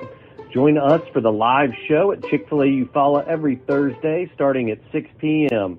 Our incredible team is ready to serve you. And don't forget, eat more chicken. In sports, the goal is to be the best. The same is true for Alpha Insurance. We work to make every quote, claim, or call a highlight. That's why customers consistently give Alpha high marks for service. Call Alpha and let us help you save on home, car, and life insurance. In Eufaula, call Alpha agents Keith or Brooke Bryan at 334-687-8268 or stop by our office at 1326A South Eufaula Avenue.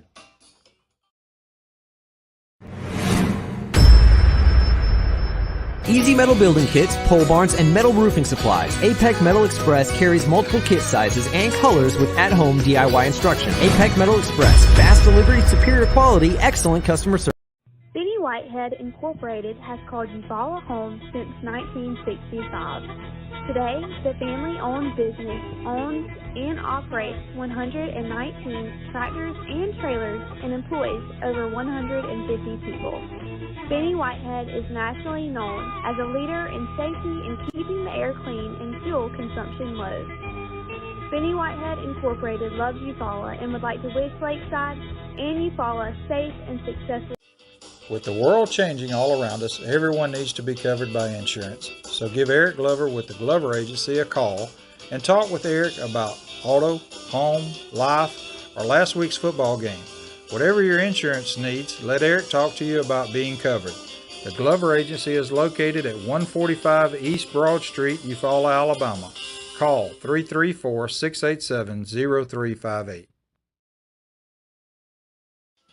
When it's football time, we at First Franklin Financial are big fans of our local teams, just like you. We've been part of the community for over 75 years, and when you need money for repairs or emergencies, we'll help you play offense. We offer fixed-rate loans up to $15,000 with easy payment plans and fast approvals. Visit 1ffc.com to find the location near you. Legal, all loan terms and applicable APRs depend on meeting our underwriting and income criteria for the loan size requested and may require collateral. Georgia Residential Mortgage License number 5656.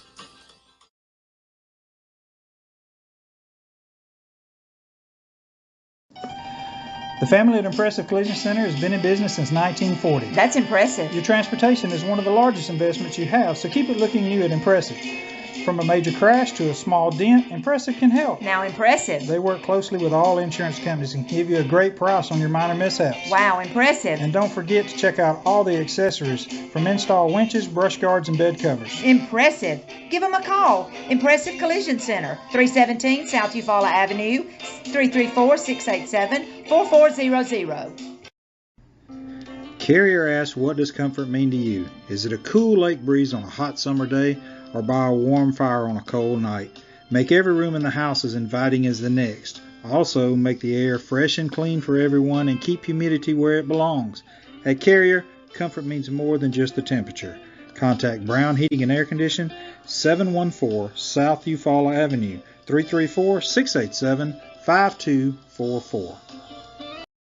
Somebody cannot come to us, we go to them. It's something that we do on a regular basis, something we don't mind doing, and we work on a contingency basis. No one has to pay us any money up front. They do not have to pay us unless we collect for them, unless we are successful in resolving their case through a settlement or through trial. They don't have to pay us any money unless we get favorable results for them. If you're hurt in a car wreck, call Penn and Seaborn. It won't cost you anything to see if we can help. No representation is made that the quality of the legal services to be performed is greater than the quality of legal services performed by other lawyers. In life, some things just go together, like a burger and fries. And home and auto insurance from State Farm. Combine and save. Call State Farm agent Sam Wise in Eufaula today. Hey Tiger fans, this is Lauren Streeter with Wiregrass Realty, and I'm here to tackle all your real estate needs. Let's team up and make a touchdown on your new home. Give me a call today, 334-614-7409. Go Tigers!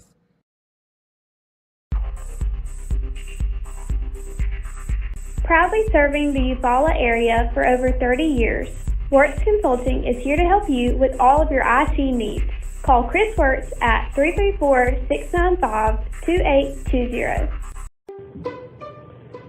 Hey Tiger fans, Daniel Pulley here, your local Chick-fil-A Eufaula owner-operator. We are so excited to be the official sponsor of the weekly Eufaula Tiger Coaches Show for the 2022 football season.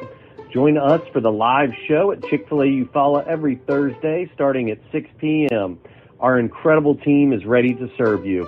And don't forget, eat more chicken.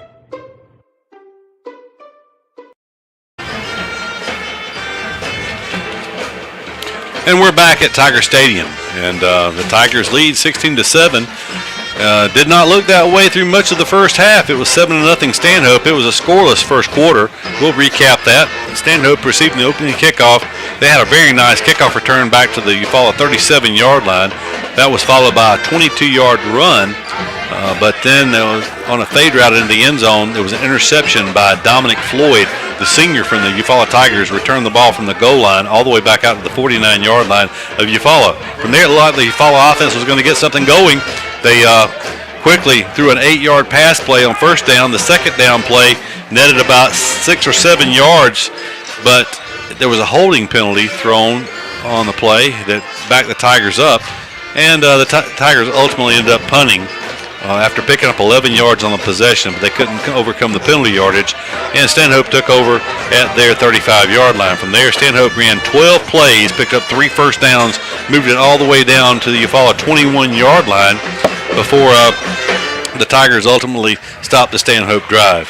From there, Eufaula took over at the 21-yard line and only ran 3 plays, picking up 8 yards. It was a 3-and-out, the second consecutive one for the Tigers, and Stanhope took back over at their 45-yard line following the Eufaula punt. But from there, it was a 3-and-out for the Stanhope Mustangs. So the Tigers got the ball back at their own 20-yard line following the Stanhope punt, and it was once again a 3-and-out.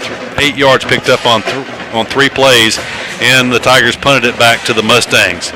From there, the Mustangs, once again, a 3-and-out. They picked up 5 yards on 3 plays, and they punted it back to Eufaula. Eufaula looked like they were going to get something going after an 11-yard pass play. That was actually the first down of the night for Eufaula. That came in the second quarter of play. But then on second down, after the first down, there was a lot of pressure, a sack, and a fumble. Stanhope recovered at the Eufaula 33-yard line. From there, it only took 1 play for Stanhope to take it into the end zone. It was the running back for Stanhope Elmore, Davion Thomas. He was one of the captains for them. He's a junior at 5'11", 185 pounds. He took it 33 yards on first down straight up the middle for the touchdown. That's where we stood, 7-0 Stanhope with 9:10 to go in the second quarter play. Eufaula then got the football at their 39-yard line. They quickly moved into Stanhope territory. Looked like they had something going. They picked up a first down and 27 yards on the possession, but then they ultimately punted it back to Stanhope. Stanhope was backed up after that Eufaula punt at their 7-yard line, and they moved it out across their 30. They ran 9 plays. They netted 20 yards on the possession, but ultimately on the fourth down punt, the quarterback was punting from his end zone. He went down onto a knee, and it was a safety at that point. From there, the Tigers got good field position at the 49-yard line of Stanhope following the safety, and it took only 1 play for Copeland Cotton to drop back and hit his speedy sophomore receiver, Arwelia Slaughter, who took it 49 yards down the home sideline into the north end zone. The 2-point conversion was good, and I think it was LaCaviante Pugh on the reception from Cotton on the 2-point conversion. And with 3:12 to go in the first half, Tigers took their first lead of the night, 10-7. And from there, Stanhope Elmore came out on first down from their 35-yard line. They fumbled the football. Eufaula took over at the Stanhope 34-yard line. It was 2 Copeland Cotton scrambles. It was a 13-yard scramble on a pass play that he pulled it down and ran for 13 yards in the first down. On the very next play, he pulled it on a naked bootleg around the right end. He went untouched into the end zone, 21 yards, and the point after touchdown was no good. But with 2:07 to go in the first half, the Tigers went up 16-7, and that's where we now stand. Looking at the total yardage on the night, Doug will have some individual stats in just a moment, but the total stats, as we said, late in the half, early on it looked like Stanhope had run twice as many plays as Eufaula, but Eufaula closed the gap late, and Stanhope ended up running up 32 offensive plays for 136 yards, 6 first downs. We didn't do time of possession.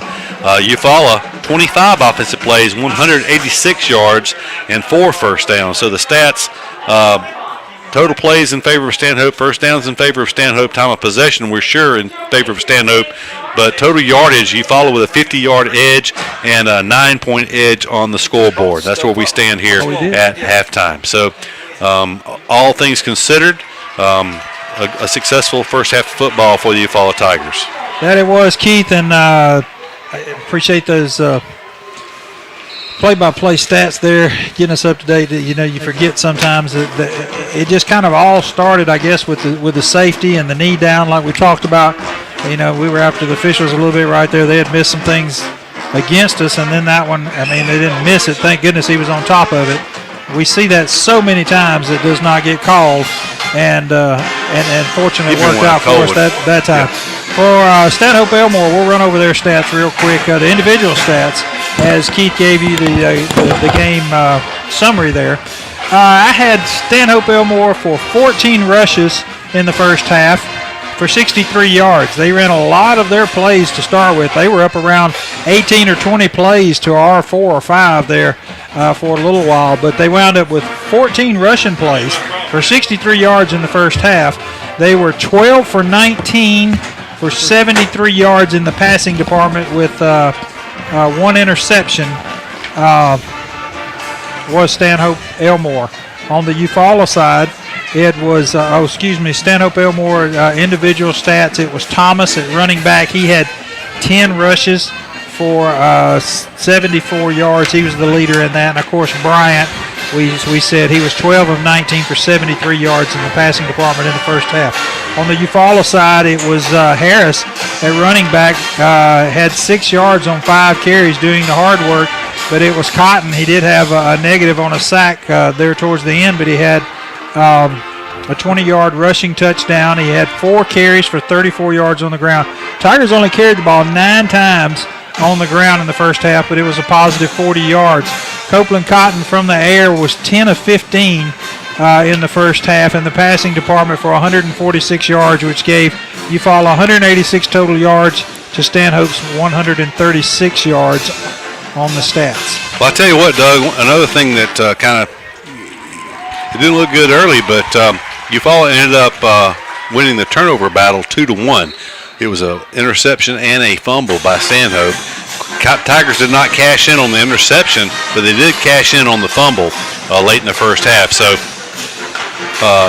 1 sack fumble against the Tigers, and of course that led to the Stanhope touchdown, their only points of the first half. So 16-7, the Eufaula Tigers will receive the second half kickoff as they deferred to the second half, and it will be the Tiger offense on the field who really kind of got into a rhythm late in the first half, particularly through the air. But you figure they did a couple of things to nullify that Stanhope rush. They did the bootleg, the naked bootleg for a touchdown, and they did some things with the passing, set up a screen late in the first half as well. They ran a screen for 35 yards, and doing some things to try to nullify that rush, because Stanhope has really sold out up the middle to try to stuff the Eufaula run. Yeah, they have. And I'm going to tell you, they did several things in the first half that were very close to working for big plays. Don't think we won't see that again as they'll come back to it. Real quick, I want to reiterate while we have a second here, it's that we're not doing it out of spite of anything. We would love to show the band at halftime, but we're in a world nowadays, folks, where you have to give approval to show yourself if you're a part of an organization. I don't know. It's a double-edged sword. We're told we can show Stanhope and things like that band because they're in public and they're at your field. But they had to, the band director was supposed to get, they gave him time to give us the okay that everyone had signed the media release that said, yes, it's okay to show my picture, which I would think if you're in the program it would be a yes anyway. But we were told that needed to be checked. Everybody is okay with that. We can't show live football. Maybe next week or next time we do the camera, we'll be able to show the band. But the band director was not able to give us an okay today that was okay. So that is why we're not showing the band. The other thing, Keith, we really have found that Cornegay, our offensive coordinator, has done a great job of making something happen because we're really not winning the line of scrimmage on either side. Stanhope Elmore is getting through, and Eufaula's just picking the gaps, making quick passes, making things happen. And I wanted to ask Charles he's our, I guess, interior line expert, knows a lot about that, and he's watched some of that in this game, and maybe he's seen the same things we have. They do have, and I forgot where you said the Big 94 is committed to. Liberty. Liberty, but I'm going to tell you what, they're getting a good one because he's not only big, he's cat quick. He will be a very good college football player.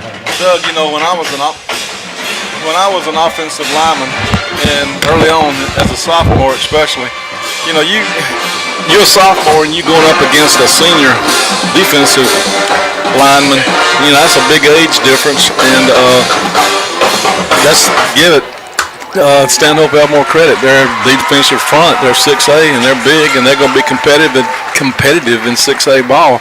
But I think our offensive line, our sophomores especially, are doing a pretty good job and containing and giving us a little passing time. I know when we ran the screen pass, and right before, well, we had to end up punting the ball. We ran the screen pass. There were several linemen downfield making good blocks. And then on the other side of the ball, defense, you know, we're rushing 3, sometimes 5 guys, and their offensive line, pretty good size young men, and I think our defensive front's getting some penetration, but overall, I think it's a pretty good head-up match. Well, it's going to do us very well to understand the fact that, you know, this is a 6A school. That's something we've gone against the last few years, is that not only being a 6A school that we've been playing against, really, you know, we've said this over and over, where we were 5A, really we felt very strongly about being misclassed the last 2 counts.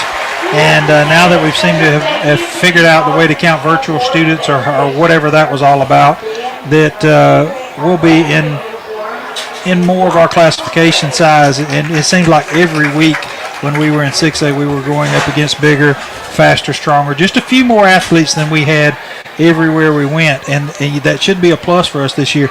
You take like next week going down to Headland.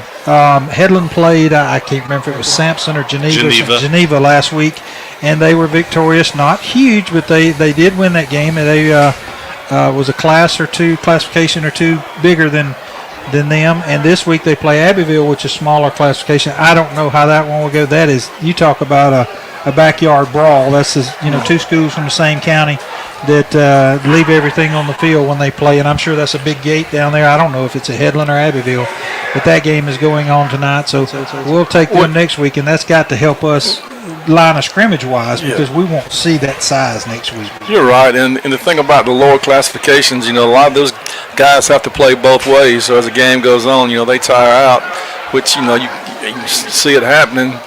And in your larger classifications, you know, you got 11 on offense, 11 on defense, and a lot of substituting going on. You know, Stanhope's doing a lot of substituting tonight.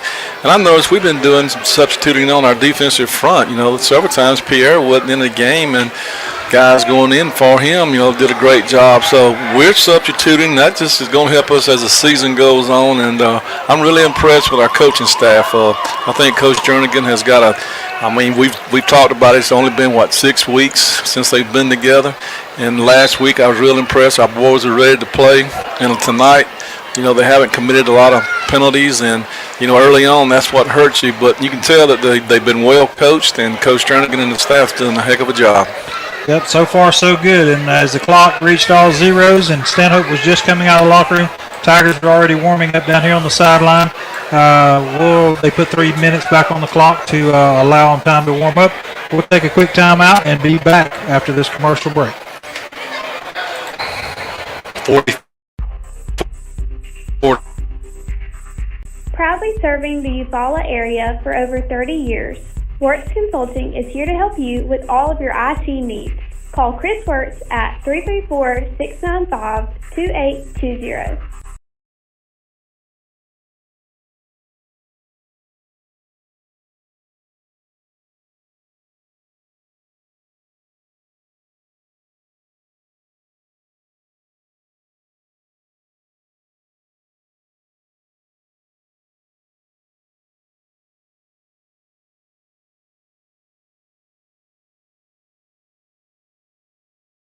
An update thanks to Carl Phillips. Hey, Tiger fans, this is Lauren Streeter with Wiregrass Realty, and I'm here to tackle all your real estate needs. Let's team up and make a touchdown on your new home. Give me a call today, 334-614-7409. Go Tigers!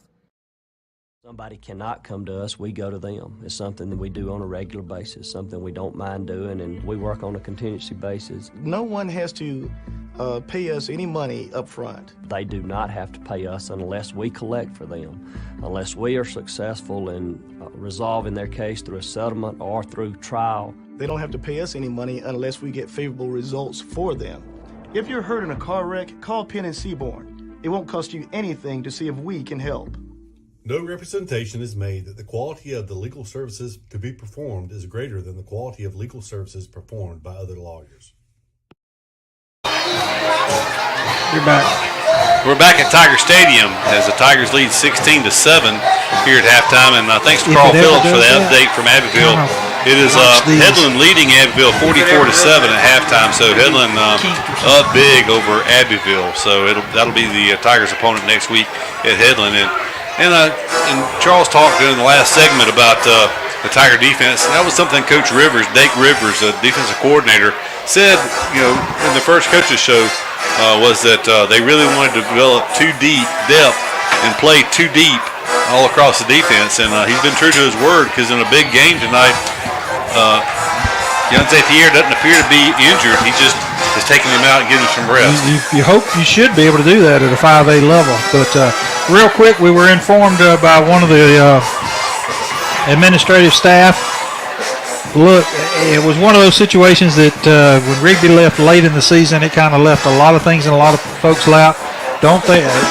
People have asked me, I have nothing whatsoever to do with the NFHS network as far as Eufaula is concerned. But apparently the games were not turned in or something is what I was just told. They went in and scheduled it. Hopefully, if you're trying to watch NFHS and see the game, I know the audio's not there, and ours is about a 10-second delay. That makes it a little tough. But I understand that they said hopefully the second half would be up on NFHS. I don't know if you have NFHS, you want to try it, by all means, feel free. But if not, you can always get the audio right here. Yep. So we gladly bring it to you. We've been doing it for a long time, and we appreciate everyone. I can tell you something else, Keith, too. I don't know if they was giving away them Chick-fil-A sandwiches or whatever down there, but there's a long line at that concession stand for a long time down there. There's still a pretty good line down there. It's a longer line than I'd want to stand in right now, and we're about to get started back in the second half. So we still got 24 minutes of work to do. The Tigers do. This one's definitely not over, but the Tigers will receive the second half kickoff. So back deep for the Tigers is going to be number 10, Tony Coleman. He'll be flanked by Dominic Floyd, the senior defensive back. Has been all over the place for the Tigers on defense, making a lot of. We don't chart tackles, unfortunately. We're just a small crew here, so we don't have the manpower to do that. But he's had a lot of tackles, big tackles in the first half. There's a kickoff. It's going to be an end-over-end high kick. It's going to come down to Coleman at the 26-yard line. He slipped. 16-yard line. I'm sorry. He slips. He breaks the tackle. He's in the open field now. And he's going to finally cross the 30 and go down at the 33-yard line. And that's where the Tigers will open up at the 33. I don't know if you saw what I saw, Doug, but I kind of held my breath there for a second with that ball way out in front of him. I was fixing to say, you can tell he's a basketball player. He's got that ball way away from him. But pretty good football player, too. Some good moves there, but, the ball was a long way from the body there. There was something to work on. Empty backfield for Copeland Cotton. 5 wide receivers, 3 right, 2 left. Cotton looking to the right. He's going to throw a pass. It's tipped up in the air. It's caught by Le'Veonte Pugh. You held your breath thinking it was going to be a defensive interception. Instead, Pugh caught it on the deflection, and it goes for a gain of 16 yards and a first down for the Tigers. It was thrown. There were 3 receivers to the right, and he threw it to the middle receiver on just a little curl route. The ball bounced off his hands way up in the air. It must have hit his helmet or his shoulder pads, but the ball bounced up, but it didn't bounce straight up in the air. It kind of bounced to the outside, and it bounced to Pugh, the outside receiver, who caught it and went forward for a Tiger first down. There is a player down, and Doug, I cannot tell if that's I think it's actually Pugh, or either it was the young man that was trying to block for him on that far side. But he's down at the 49-yard line. They looks like he might have twisted a knee or an ankle or something there. They're just checking him over real good. So already the Tigers out basically the midfield at the 49-yard line. Already up 16-7. He pops up. It is Pugh. He's going to walk off under his own power. I saw him in school today. Him and Tony Coleman will surprise you. You see them down there. They don't look that tall until you walk by them in person. And, yeah, they're pretty good-sized young men. Yeah, we questioned, last night on the coaches show, Jarrell Pugh's size because what he's listed at. But he's a good-looking football player, and as Coach Jernigan said last night, very important part of this football team. He'll be out for this play as the Tigers come back with a running back in the backfield is going to be Marquia Harris. He'll be in a pistol formation behind Cotton in shotgun formation. Cotton takes it, looking to throw. He's going to throw a fade route. It's Anderson out there. Anderson's going to incomplete. It was a good defensive play by the defensive back that time. He was running stride for stride with Anderson. He tipped it up and incomplete. And Anderson looks like he has at least 6 inches of height advantage on the defensive back. I'll tell you what, you can tell Anderson has, this isn't his first rodeo. He's very good at getting separation when that ball is there at the point of impact. He's very good at what he does. So 2nd down and 10 from the 49-yard line. If you follow, twin receivers either side. Harris will take it this time. He's going to be stacked up. He'll lose a yard or 2 on that play. It's a delayed handoff up the middle, and it'll be a loss of a yard on the play. That brings up 3rd and 11. This possession started promising for the Tigers after a 16-yard gain on the first play, but an incompletion and now a loss of a yard is 3rd and 11. They're still they're going to be in a 4-man front now. They were in a 5-man front before. They're still determined for the Tigers not to run on them. But if Copeland gets ready to take off, he's got some seams up in there. Cotton takes it. He's going to get pressure. He's going to throw it late. He has a man there. It's going to be intercepted, though, and it's going to be a good tackle by the Tiger receiver, Aurelius Slaughter, after the interception. But Stanhope will take over at the 33-yard line. That's not all bad, folks. It's a 20-yard change of field positions. Yeah, about like a punt. Almost like a punt. And to be honest, the Tigers got away. I don't know who was the right tackle that time, but coming in on that side, we were guilty of a hold right in front before Copeland threw that ball. And if that would have been the case, it would have been 10 yards from the spot, which was in the middle of the backfield. And we would have had another chance, but we probably wouldn't have punted it and came away with a better situation. Pass is complete to the speedy receiver. He breaks a tackle this time, number 4, and he's going to be spun down, though, just short of his first down, as it took about 3 different Tigers. He actually is going to pick up the first down after all is said and done, but you kind of hold your breath. Coach Jernigan talked last night about the fact that he's committed to Troy already, and he has 4.4 speed, and at 6'2" and 190 pounds. We'll have to watch. I see Floyd, number 3 for the Tigers, pulling up. He's trying to stay out there and go, but he's on the far side of the field. He's battling cramps bad right now.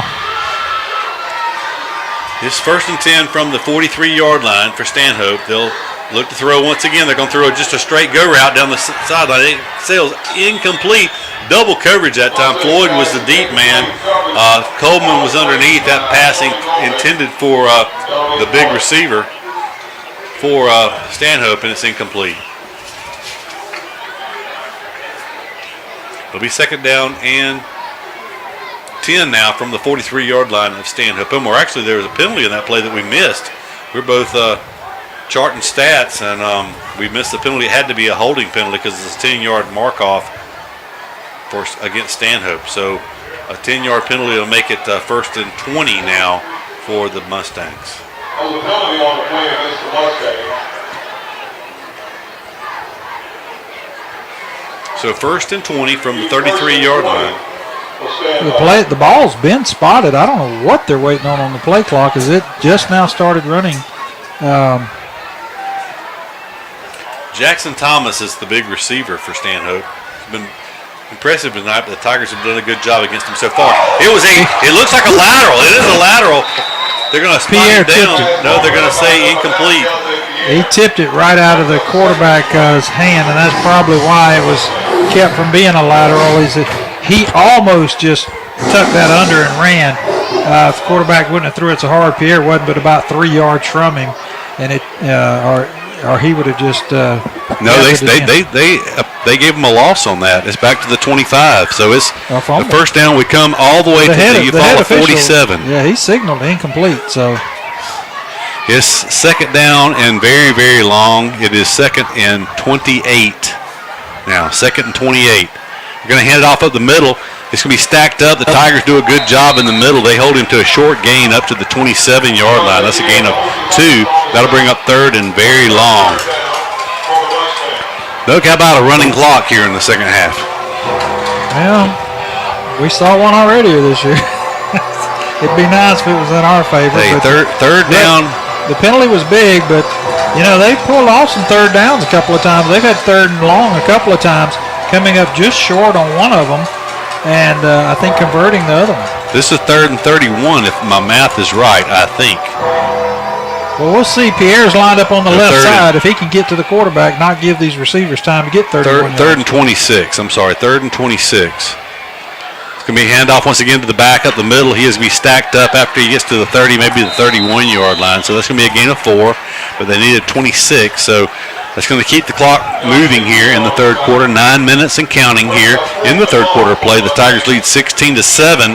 All the Tiger points came late in the first half. Yep, Tigers line up to receive a punt. The Stanhope punter will drop back to about his 16-yard line. The folks, so far this year, this has been an adventure. If you got a weak heart, turn the volume down for just a minute. Yeah, we've yet to return a punt this year. Of course, we are just in the first game, but we played a preseason game. Almost a block. Kick away from the receiver. It's going to take a Stanhope bounce inside the 40. Going to roll dead at the 37-yard line. So that's where the Tigers will take over. 1st and 10 from the 37. This will be the Tigers' 10th possession of the night. That'll come with 8:18 to go in the third quarter play. Well, Cotton's wearing them out throwing the ball, and the quick passes, and they're pretty sharp in the passing game. That's been our bread and butter so far. Of course, they got to loosen up that defensive line. They're so big, and they're still stacking 4 and 5 folks in there every time. I would like to see the Tigers be able to run the ball. Pair of receivers to either side, snapping it from the right hash mark. There was movement by Stanhope. Elmore did not make contact. Tigers going to reset here. They're changing the play. Still in pistol formation. The short side is to the right. There are 2 receivers to either side, one back in the backfield behind Cotton. Takes a snap, looking to throw, straight drop back. He's going to roll to his right now, still looking downfield. He's going to throw it late, has a man there. He was run into, but incidental contact, they say, and it's incomplete. It was intended for Aurelius Slaughter. Slaughter's becoming one of his favorite receivers. Slaughter caught the 49-yard touchdown pass in the first half, but that was incomplete that time. It's 2nd down and 10. I have no idea what the Stanhope coach, where that fell incomplete, was fussing about.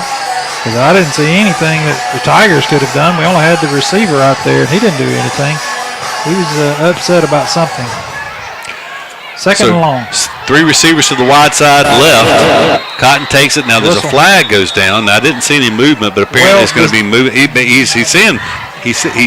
motioned like someone lined up offside. So the same guy that almost jumped offsides last time jumped again, but he was less offsides that time than he was the play before. So we'll see what the call is here. No, he's pointing towards Eufaula, so maybe a receiver lined up. So it's going to be a 5-yard penalty against Eufaula. So it is 2nd and 15 now from the 32-yard line. I didn't see that, but we did have 3 wide receivers over here to the left. It could have been one of those right there in front of the official that threw the flag. It was just kind of a casual thing. He threw it right down there. It may have been someone right down here near the sidelines. 5-man line of scrimmage they're coming after us. Cotton takes it. He's going to throw a quick pass. It's wide and incomplete. It was intended once again for Slaughter. It would have been a short gain. He would only picked up about the penalty yardage plus 1. It'll be 3rd and 15 now after back-to-back incomplete passes. They're outsized us up on the line of scrimmage, and we're young, but we gotta find a way to slow that down because you can tell their strategy is just we're going to get to you before you can make something happen. It's burned them a couple of times, but for the most part, it's worked well for the Mustangs. On 3rd and 15, Cotton has motion back to the right. Has Harris in the backfield with him. He's going to fake the Harris. He's going to throw a wide receiver screen to Anderson. Anderson picks up a couple of blocks. He's up the field. He's going to come up just short, about 2.5 yards short of his first down. It was a good run. Good downfield blocking, but the penalty was too much for the Tigers to overcome. 13 yards on that pass play. So 4th and 2 for the Tigers. They're leaving the offense on the field momentarily, but Doug with a 9-point lead, a 2-score lead here. It looks like the Tigers are going to. They're bringing in that's their goal line. So. No, that's the punt team. I guess. No, Anderson is coming off. He is the punter, or maybe they're coming to talk to him. No, they're going to go. They're sending in the Wildcat. Copeland's going back out. Yanze's on that, and they're coming out heavy set. They're going to try to draw them offside. Only 8 seconds left. 4th and 2. They're going to run it here. They tossed it to Dominic Floyd. Floyd's not going to make it. He got a yard. That's all he got. Well, the first big decision of the 2022 season, that was a gutsy call to go for it. Hey, They're actually giving him a pretty good spot. We got a Stanhope Elmore spot from the official over there from the Stanhope Elmore bench that's been giving them the spot. So they're actually saying first down. Now, why don't you measure that one? I mean, it's close enough to measure where he put it down. Show that over there before they move it, Charles. Wait now. They said first down Stanhope. The official Stanhope. said first down Stanhope. He didn't even measure it, but that's closer than the one that they wouldn't even measure a while ago and gave it to them. So, look, it would have been a gift. They're bringing the chains out. They're bringing the chains out. It's the first remember earlier the debacle with the spot, and then they measured it. Ooh. By about 6 inches. Yeah, he showed about 1.5 feet with his hands, but folks, that you can see. I'm sure Charles has got the camera on it. That was not. That was about 6 or 8 inches there. So the Tigers get the defense out, and they give the Mustang great starting field position here. To be honest, maybe I missed something, Keith, but I don't think we ever got that close to that first down. Anyway. We didn't. They gave us a good spot for sure. So 1st and 10 from the Tiger 42-yard line. Good field position for the Mustangs. They're going to throw a quick out to the receiver who's going to break a tackle. He's going to get down to about 38-yard line of Eufaula. So going to pick up about 9 yards on that play. What would a Eufaula and Stanhope Elmore game be if it didn't come down to the wire? So I sure would like for us to get 7 more points before they get any more, so make you breathe a little bit better. But this is a chance for them. They have a 2nd and 1.5 at the 38-yard line of the Tigers. It's the 3rd time that they've started in Tiger territory. Once again, he just stands up. He throws it out there to the college receiver, and Jackson Thomas, and he runs it up for a Stanhope Elmore first down inside the 35 to the 32-yard line. Well, I'll tell you something they're doing, and maybe the Tigers will pick up on that. Pierre has created havoc when they throw to his side. There's been several times he's tipped the ball, been right in the passing lane on those flares. The last 2 of those have gone away at the opposite side. Well, they're either going to throw it to this side this time or run it. I would bet running the ball. Yeah, they got a first down. They go back to the run. No, they're going to throw it. They threw it. And Pierre was right there. He tipped it again. He tipped it again. Well, you think there was a delay the way I call that one, but that's something the coaches will pick up on, and they can shift Pierre around if they start doing that. But now it'll be 2nd and 10 as he's long-armed. He's an Alabama commit for a reason, as he can just create problems. Now they're going to go 3 wide this way and put the the receiver in at number That's 4. one of the rare times. Look for them to possibly take him deep because he is single covered over there on that left sideline on the short side of the field.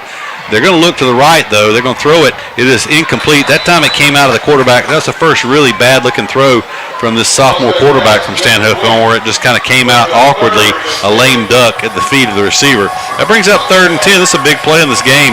32-yard line. You figure this is 4-down territory for Stanhope.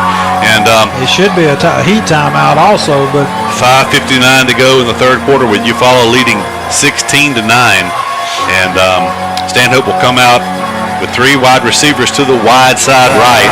Nobody split to the left. They actually have a tight end to the left side. They may try to slip that tight end out on a throwback or something. They are throwing it back to him, and the Tigers are there. They're going to bring him down for a loss back. Actually, he breaks a couple of tackles and gets back close to the line of scrimmage, but he still loses a couple of yards back to the 34. So, Doug, I call that play too. So you call the previous one, and I call that one. But I noticed that's the first time they had run a tight end. And so, anyway, that was easy to see. But with the timeout on the field, we'll take a timeout and be back with 4th and 12 after this commercial break. In sports, the goal is to be the best. The same is true for Alpha Insurance. We work to make every quote, claim, or call a highlight. That's why customers consistently give Alpha high marks for service. Call Alpha and let us help you save on home, car, and life insurance. In Eufaula, call Alpha agents Keith or Brooke Bryan at 334-687-8268 or stop by our office at 1326A South Eufaula Avenue. Benny Whitehead Incorporated has called Eufaula home since 1965. Today, the family-owned business owns and operates 119 tractors and trailers and employs over 150 people. Benny Whitehead is nationally known as a leader in safety and keeping the air clean and fuel consumption low. Benny Whitehead Incorporated loves Eufaula and would like to wish Lakeside and Eufaula safe and successful seasons. So we're back at Tiger Stadium in the Brown Egan Air broadcast booth. 4th and 12 for Stanhope Elmore, and apparently they will go for it. We expected them to go for it, but they did lose 2 yards on that previous play. So they'll come out. They'll send 3 receivers wide to the right. That is the wide side of the field as the ball's going to be snapped from just inside the left hash mark. They do have the tall receiver to the left. He's in single coverage on the short side. There's only about a 4-yard cushion between the Eufaula defensive back and the tall receiver. It may be a pooch kick. No, they're going to throw. They're rolling and looking to the right. There's some pressure. He's going to throw it late down the middle, but he throws it incomplete. He went down. Good pressure by the Tiger defense. Jamario Mitchell took him down just as he threw, and that's a big turnover on downs. The Tigers hold after giving up the ball on the turnover on downs at midfield. So we rolled the dice on going for it on our side of midfield, and the defense, after 1 first down, stopped the Mustangs. So the Tiger offense comes back out, still leading by 2 scores, a 16-9 with 5:36 to go here in the third quarter. This third quarter is taking forever as the Tigers are throwing the ball mostly, and just not a whole lot of time is running off the clock. Pistol formation, 3 receivers wide to the left, which is the wide side of the field, 1 split wide right.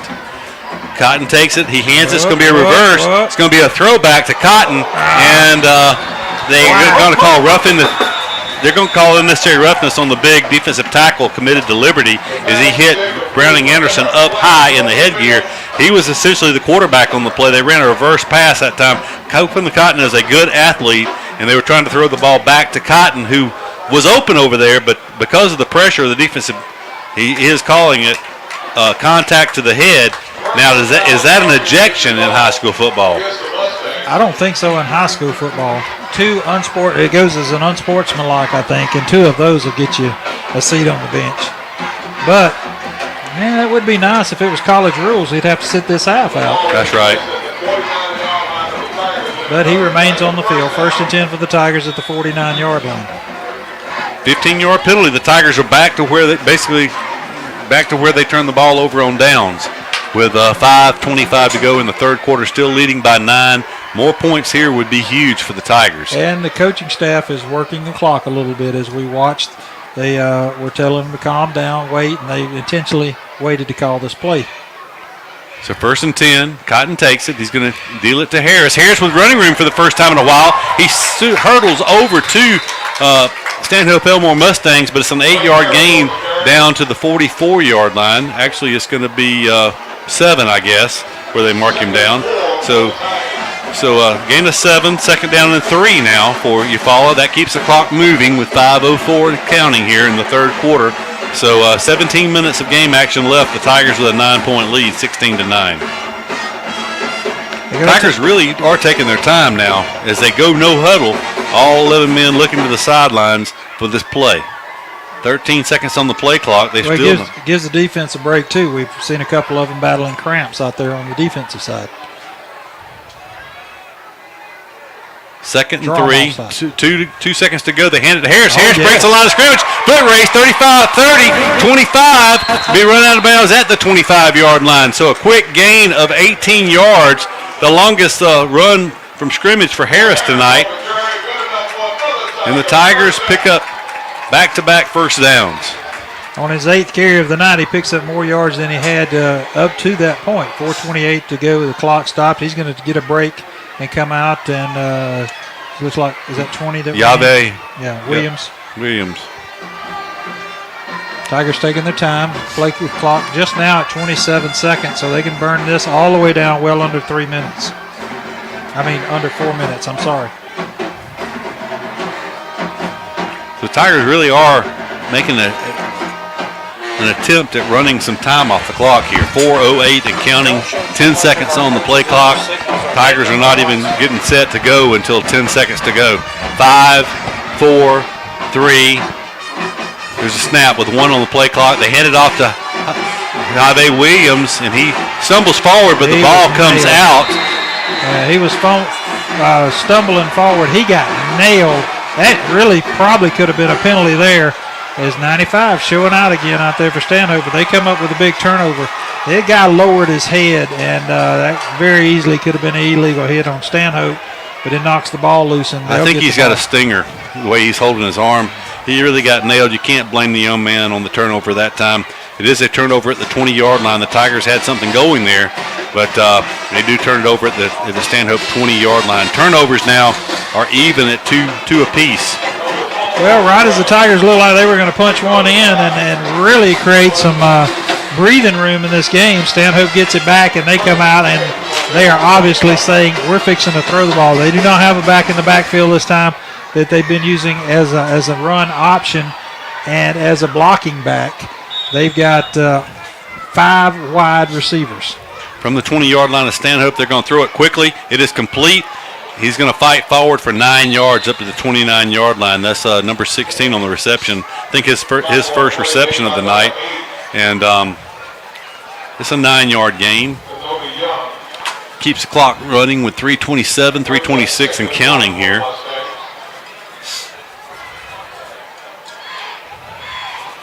You know, if you're the Tigers, you don't mind them moving the ball between the 20 and the 50 or so, as long as they don't score. Here's a handoff inside. No, the quarterback kept it this time. They ran a bootleg. It's going to be good enough for a Stanhope first down, but a short gain of 4 up to the 33-yard line. It'll be a 1st and 10 for Stanhope. That'll momentarily stop the clock with 3:08 to go in the third quarter. 16-9, the Tigers lead. All 16 points by the Tigers came in the last 3.5 minutes of the first half. Stanhope scored on a 33-yard touchdown run, a one-play drive following a Eufaula turnover. 1st and 10, Stanhope's going to hand it off to the running back who delays. A good job running. He's hitting the secondary, and he may go. It's going to be a foot race. Dominic Floyd is chasing him. He's going to bring him down. He rips Dominic Floyd's helmet off on a stiff arm, but it's going to be 1st and goal, Stanhope from the 10. I almost said it, Doug, that it was 55. They scored after the only Eufaula turnover until the last turnover. It will be unreal if they take it 80 yards following that turnover and score and cash in both Eufaula turnovers for touchdowns. It's going to hand it off. No, there's going to be whistles that stop play. Well, I don't know how they allowed that snap anyway. The ball boy was not even out past the hash marks yet. I had him at a 47-yard run. Is that right?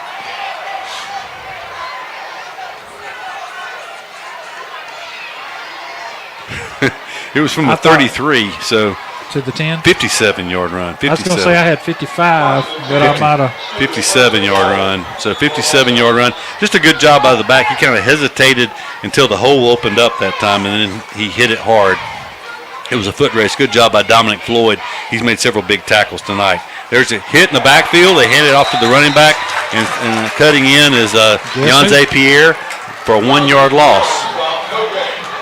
So it's 1-yard loss. It'll be second down and goal from the 11.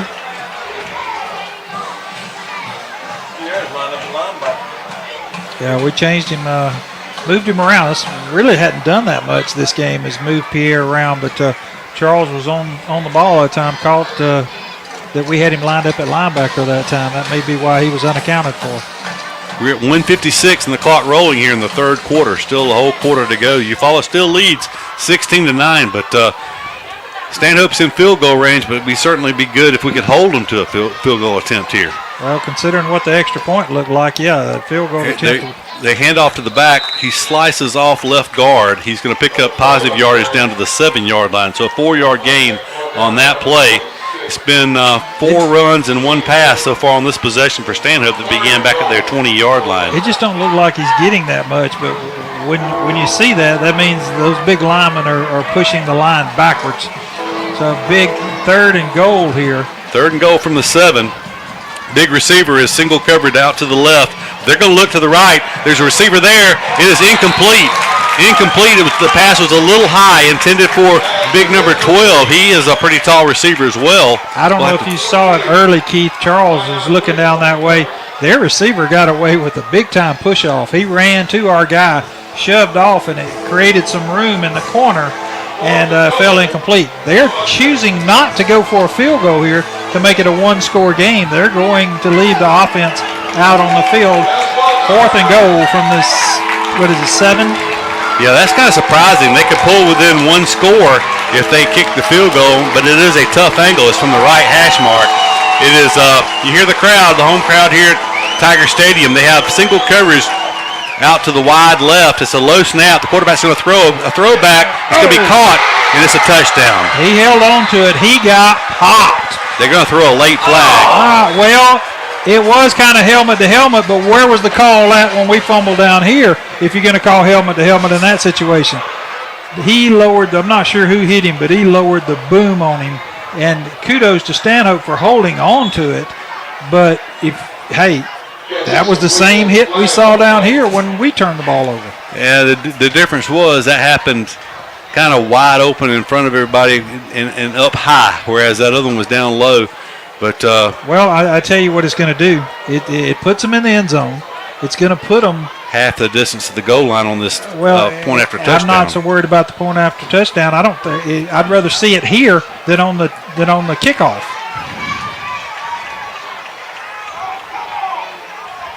So 7 yards. It was they went to the tight end once again. If they mark it off on the kickoff, I'd onside kick if I'm there. Yep. Well, it may not be late enough in the game to do that, but it's definitely a possibility because they will kick off from our 45-yard line, I think it is. Colton Walls is the receiver. He lined up at tight end. They slipped him kind of a delay over the middle. Quarterback kind of rolled right and threw it back into the middle of the field, and he had worked himself open. Kick is up, and the kick is good. So now the game is only a 2-point game, 16-14. And that's the crazy thing, Doug. We turn it over twice, and they score off both turnovers, but that was an 80-yard drive after the Eufaula turnover. Looked like the Tigers are going in to score to take a commanding lead in this game. What would it be? We've talked about it. We hate to beat a dead horse, but Stanhope, Elmore, and Eufaula most of the time come down to the end. It's always that way. Eufaula has a 2-point conversion to their credit in this game, but we also have a missed extra point that could loom large. So with 1:01 to go here in the third quarter of play, it is 16-14 Eufaula. But all things considered, the way the first half went, I tell you what, with 5 minutes to go in the second quarter, if you told us that with 1:01 to go in the third quarter, Eufaula would be leading by 2, we'd said, hey, we'll take that. Yeah, I would be like, which one was it? Their quarterback or their running back that got hurt? Because they were pretty much having their way. They were fixing to make them kick off from the 40, but now they're going to mark off that penalty. I don't like this situation. When something happens and you give a penalty 2 plays later, it really – I'm not a fan of this. I say do it on the extra point if you're going to do it. Well, it was a 4th down conversion by them, so kudos for them to having the right play call to convert that. It is kicking off from the 45-yard line. They have nothing to lose to kick an onside kick here, or either they may try position too. So. Yeah, I would try an onside kick if I was them, especially later in the game. They are going to squib it. Going to squib it. It's going to be fielded by Harris at the 15-yard line, and he split the middle. And he's going to take it up for close to the 30-yard line. So, not bad. They're going to say the 28-yard line is where they're going to spot it, but not bad starting field position, all things considered. Considering a 15-yard penalty, and they kicked off from our 45. That's only 10, 15, 17, 18, 17 yards downfield. That's pretty good. We'll take that. From the 28-yard line, Eufaula comes out needing to put some points on the board. Cotton, the senior quarterback, he will look to throw. He throws it back to Anderson, but there's nothing working on that play. They had that diagnosed that time. It's a 3-yard loss on the play. He just kind of a wide receiver screen to Anderson, but I think it was Slaughter, the sophomore, blocking for him. They're selling out. They don't have a safety, or they didn't have a safety deep that time, and they were bringing linebackers, linemen, corners, everybody was going forward down the field. This time they're going to have somebody back. Tigers are going to have to run one play here before the end of the quarter. Cotton with Harris behind him at running back. Cotton's going to take it. He's going to throw it. Anderson just a little too high, intended for Browning Anderson down this near sideline. Anderson laid out, but the pass just a little too high, and that stops the clock with 12.4 seconds to go on the incompletion. It'll be 3rd down and 13. We still got some work to do with the lineman, because that time they had a linebacker, and you could tell he was coming. He came right up the middle, and somebody didn't check off or pick up or whatever, and Cotton had to get rid of it in a hurry.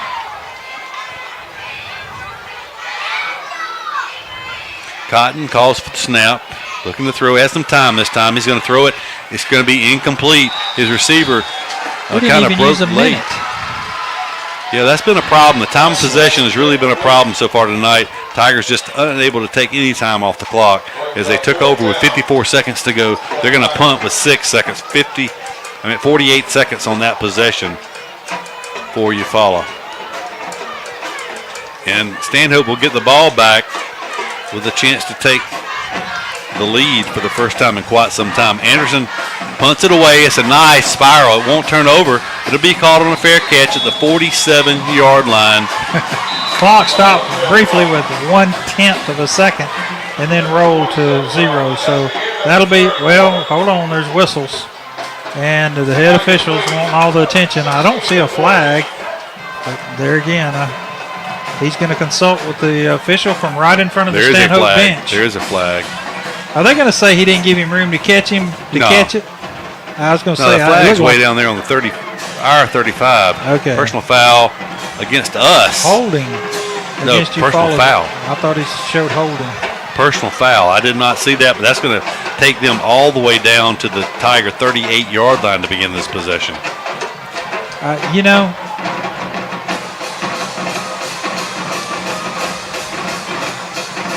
Like you said, just right down the middle. That's how do you get a personal foul? Somebody running wide open down the field. That's what Coach Jernigan's wanting to know now is he's called the official over. There is a reason I don't have a single official on my Christmas list. I tell you. So, bear in mind, Eufaula took over that possession at the 28-yard line after the punt. And with no return, Stanhope will take over at the Eufaula 38-yard line. Trailing by 2. This game, Tigers need to do something. It's fixing to turn around and be Stanhope more momentum definitely here. Yeah, it's time to change ends. I'll tell you what, while they do that, hopefully they'll do that. Let's take a commercial timeout. We'll be back after this quick break from your Brown Heating and Air Conditioning broadcast booth. With the world changing all around us, everyone needs to be covered by insurance. So give Eric Glover with the Glover Agency a call and talk with Eric about auto, home, life, or last week's football game. Whatever your insurance needs, let Eric talk to you about being covered. The Glover Agency is located at 145 East Broad Street, Eufaula, Alabama. Call 334-687-0358. When it's football time, we at First Franklin Financial are big fans of our local teams, just like you. We've been part of the community for over 75 years, and when you need money for repairs or emergencies, we'll help you play offense. We offer fixed-rate loans up to $15,000 with easy payment plans and fast approvals. Visit 1ffc.com to find the location near you. Legal, all loan terms and applicable APRs depend on meeting our underwriting and income criteria for the loan size requested and may require collateral. Georgia Residential Mortgage License number 5656.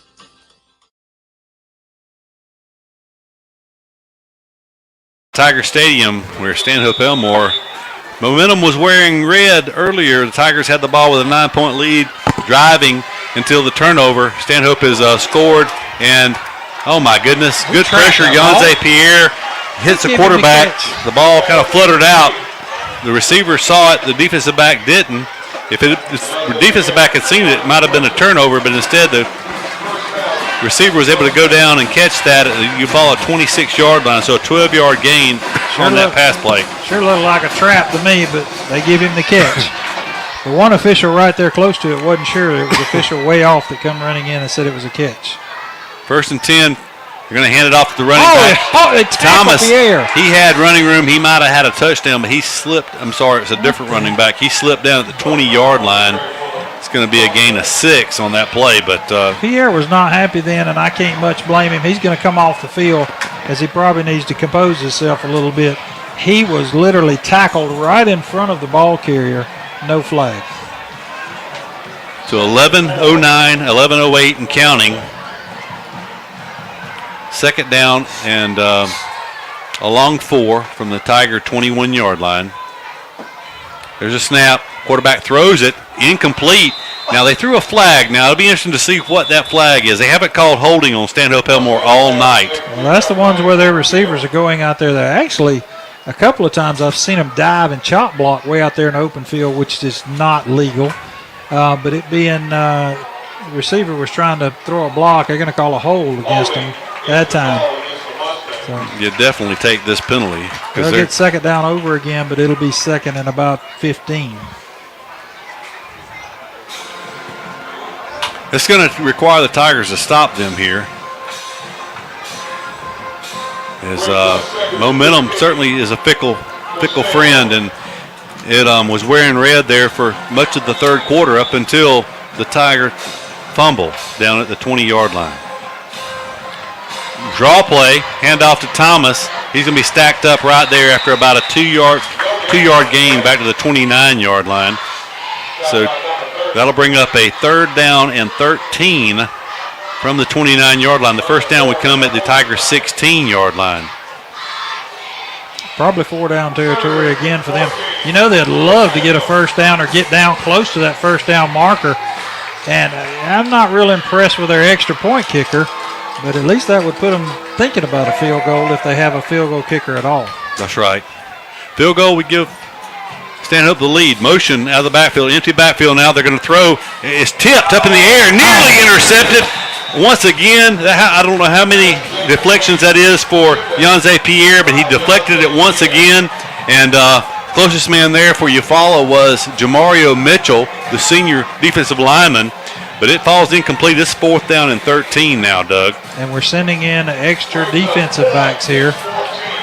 10:02 to go in the 4th quarter. 16-14, the Tigers lead. 4th and we'll call it 14 for the Mustangs at the Tigers' 29-yard line. It was a 4th down conversion earlier for their touchdown, 4th and 7, 4th and goal from the 7. This is 4th and. We got to get pressure. Got to get pressure. Quarterback takes a snap. He's looking to throw. He throws it. It's incomplete. Good coverage. Running stride for stride. The Tiger defense holds. and the Tiger offense takes back over at the 29-yard line. He went to his buddy there that made such a great catch in the end zone. They're trying to go to that tight end, I think lined up at a slot that time. But the Tigers hold now with under 10 minutes to go. Tigers really need to make something. If they could go down and put a score on the board and go back up 9, you got to feel awful good about it.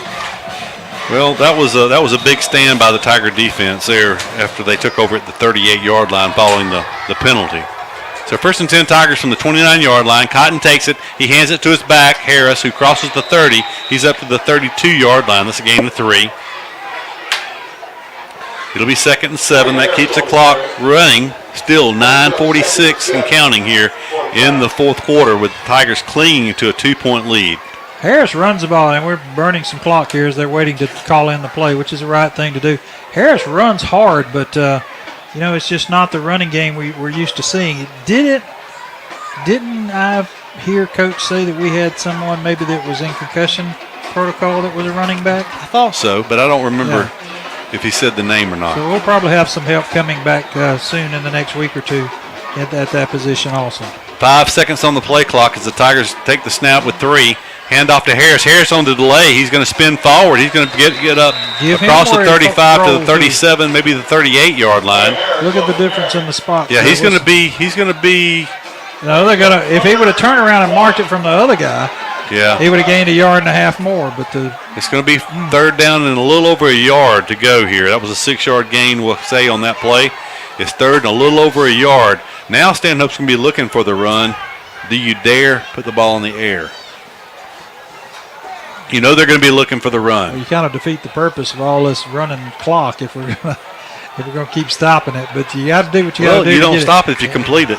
We're snapping it 7 yards deep, so who knows? They're walking them up. They got 7. Coming. They got 7 in the box. We just flinched and they waited.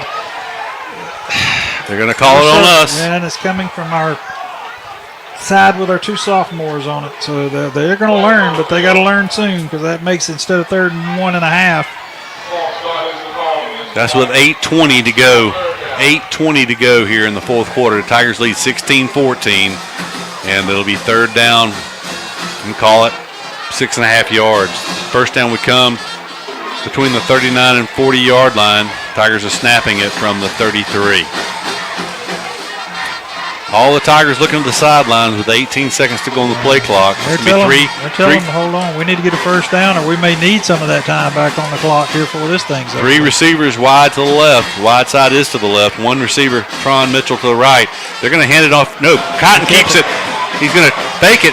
Good heady play by Cotton. He's going to pick up the first down. He faked the throw. He was never intending to throw the ball, but he got the guy to jump up in the air. He cut back underneath him and carried a couple of tacklers across the 40 to the 41-yard line. Give Copeland Cotton 8 yards on that play, and more importantly, an important Tiger first down that keeps his possession alive with 8:02. The clock is already moving.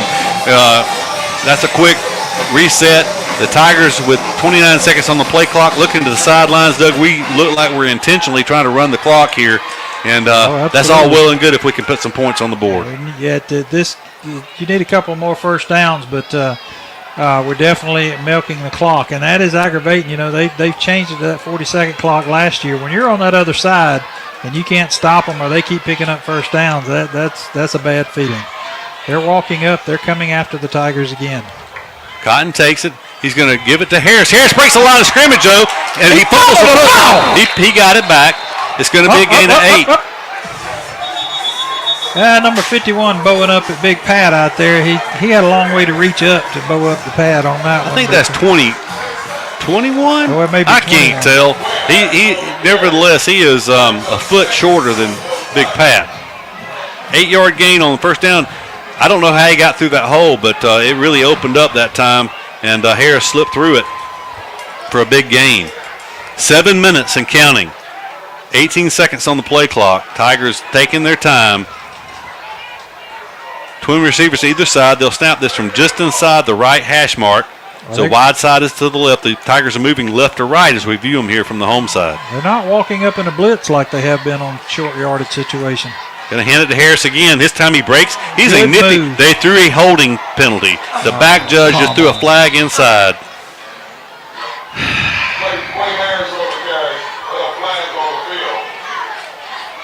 So that's at least 3, if not 4, holding penalties against the Tigers tonight.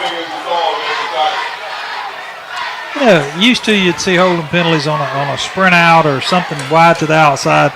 I really don't see how you can throw a flag and hit the ground before the quarterback has time to hand the ball to the receiver good. I mean, they're closer to it than I am. It'll be second down over again. 2nd and 9 now. But it backs it up. But the good thing is if the Tigers can convert this, that takes about an extra minute off the clock at least.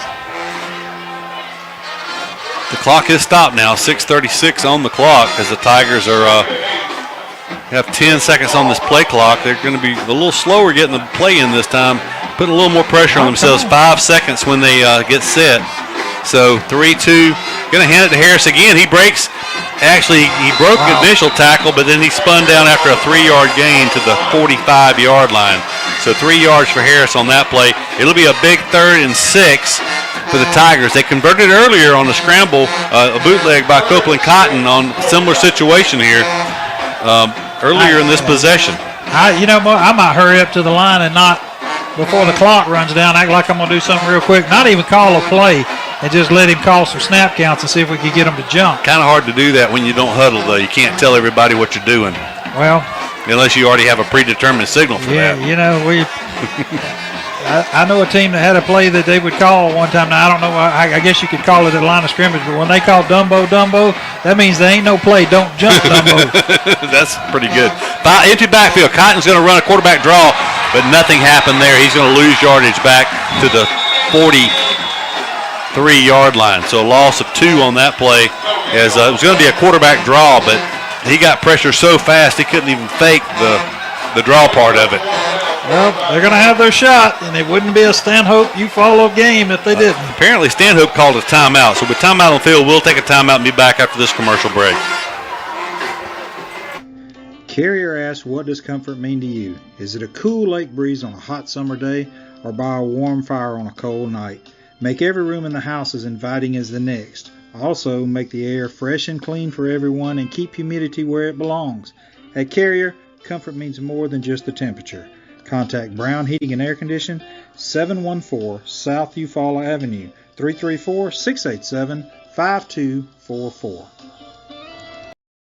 Somebody cannot come to us, we go to them. It's something that we do on a regular basis, something we don't mind doing, and we work on a contingency basis. No one has to pay us any money up front. They do not have to pay us unless we collect for them, unless we are successful in resolving their case through a settlement or through trial. They don't have to pay us any money unless we get favorable results for them. If you're hurt in a car wreck, call Penn and Seaborn. It won't cost you anything to see if we can help. No representation is made that the quality of the legal services to be performed is greater than the quality of legal services performed.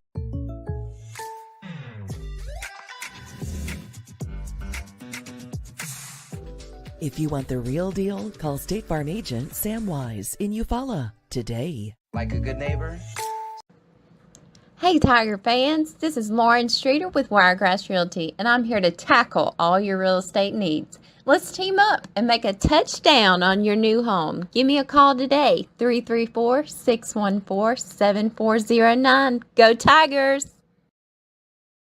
Does your IT infrastructure or computer equipment have you sidelined? Don't throw in the towel yet. Call Chris Wertz at Wertz Consulting at 334-695-2820.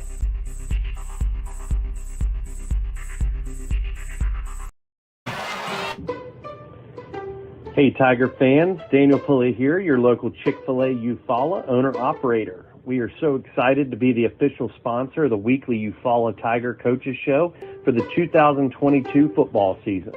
Join us for the live show at Chick-fil-A Eufaula every Thursday starting. Believe it or not, we've only got 15. Back at Tiger Stadium, we have a punt, 4th down and 8. The Tigers are punting. 5:28 to go in the fourth quarter. You Tigers lead 16-14. High snap. Anderson gets it away. He punts it up. It's going to be a shank It's going to go straight up in the air. It hits. It takes a Eufaula bounce, though, into Stanhope territory. It takes a good roll inside the 40. Going to roll down at the 39-yard line. That ball hit about the 45-yard line of Eufaula, but it rolled forward about 16 yards. I'm going to tell you something else, too. He's doing a good job. He's awful slow getting it off. There's going to be people come after him this year. But that punt and the first punt that he had tonight, if he would act like he got hit, at least I believe it definitely could draw a flag. So 61 yards away is Stanhope. They're only trailing by 2. 5:10 to go. Coming down to the wire once again, just like last year. The Tigers were trailing last year. That's the inadvertent snap. Quarterback's going to be hit, but he somehow gets away, and he's going to actually pick up a yard or two. He could have lost 5 or 6 yards. He did not expect that snap, and he kind of hesitated, didn't know what to do. He finally rolled around the right side, picked up a block or two, and picked up a yard. So at least he caught it. If it would have been us, it wouldn't have seen it coming. It'd have been a turnover. So 2nd and 9. That'll take us under 5. We're at 4:40 and counting in a 2-point game. Eufaula leading. Quarterback going to throw it.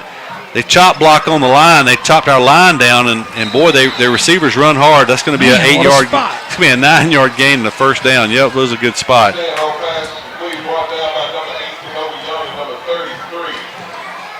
It was a good spot. If you're wearing maroon and gray. Yeah. 16-14, 4:15 to go in the fourth quarter. Eufaula leading 16-14. 49-yard line for Stanhope. Quarterback's going to take it. He's going to throw it late. It is bounced up and incomplete. That's a break for Eufaula because he had some blockers out here that were engaged on our defensive backs. That would have been a big play if he'd have caught it. Well, actually, Janze caused a lot of that. He went in, and the quarterback actually had to pump fake because Janze was in his throwing lane, and when he was up in the air, the quarterback moved over, and it caused just a second delay there, and I think threw the timing off on the pass for them. 2nd and 10 now for the Mustangs. Motion back across to the right, so 3 receivers to the short side right. They're going to throw the ball incomplete. It's a good thing for the Tigers because the receiver, number 16, was running wide open down the hash mark. They fooled the Tiger defense on that play. It was overthrown, and quarterback a little excited on that, and it was incomplete. 3rd and 10 now. 3rd and 10 for the Mustangs from the 49-yard line of Stanhope Elmore. 16-14, 4:03 to go here in the fourth quarter of play. Eufaula clinging to a 2-point lead. Stanhope favored by 3 points in this game. Stacked receivers to either side as the quarterback takes a snap. He's going to look to throw. He's going to throw it late. Has a man there. He overthrows him. And unfortunately, if the Tigers' defensive back was looking up, he might have have a chance to intercept that ball, the man who was trailing the play. But it's 4th and 10 now, decision time for Stanhope. You have 3 straight incompletions, and it's 4th and 10 from your own 49-yard line with 3:58 to go. I think Stanhope has all their timeouts. Earlier I called a timeout. It was a heat timeout instead. So they're going for it. Stanhope is. They've had a nifty play on 4th down earlier. Get pressure. We need to get pressure. He's going to flush from the pocket. He's going to try to run for it this time. He throws it across the line of scrimmage. It's incomplete anyway. They did not throw the flag, though. If that had been a completion, they did not throw the flag. He threw the ball from the Eufaula 49-yard line. He was several yards in front of the line of scrimmage. They're actually talking down there now, but I don't see a flag anywhere. Actually, I don't know that I don't decline it, and yeah, take it where it is. They did call it. Yes, okay. No flag was on the field. Yes, there was. We missed it. There was an official standing over the flag, so we did not see it. But they did call it. 3:48 to go. Eufaula will take over at the Stanhope Elmore 49-yard line. Eufaula just needs to run some clock. If they could put more points on the board, that would be a bonus. But 3:48 stands from Coach Jernigan in his first official victory as a Eufaula High School head coach. This would be a big one over a favored 6A opponent, Stanhope Elmore. 3:48 to go. 49 yards for the Tigers between them and the Mustang end zone. You think they're looking for that run up the middle? I would say I think I might just go ahead and run the bootleg on first down. Exactly. Ooh, high snap. Get it off. Hand it off, and poor Harris is brought down in the backfield. Just no chance on that play as he loses 3 yards back to the 48-yard line, and very quickly Stanhope calls their first timeout. So it will be second down and 13 from the 48. And Doug, we're going to have to do something different. If we're going to pick up first down, we're going to have to do something different besides just hand the ball off to the running back. Yeah, we were thinking along the same lines. I'm sitting there thinking the way they were stacked up in there to pull it and run a boot, but we had wideouts to both sides, and you don't usually see that when you got a bunch of wideouts. It widens the linebackers and brings the corners up. So I don't know. We can go to the expert, ask the Swami or whatever, and ask Charles what he would do in this situation. Coach Charles? Well, put me on the spot. Yeah, you don't have Jarrell at quarterback and to run the boot. I tell you, the bootleg's been successful for us, though. I mean, I know Copeland doesn't have Jarrell's speed, but he's pretty quick. He's pretty quick. Ball if he is. Don't carry it. We want to keep the ball. Last thing you want is a turnover in this situation. But you got to look. Anderson's got a big height advantage.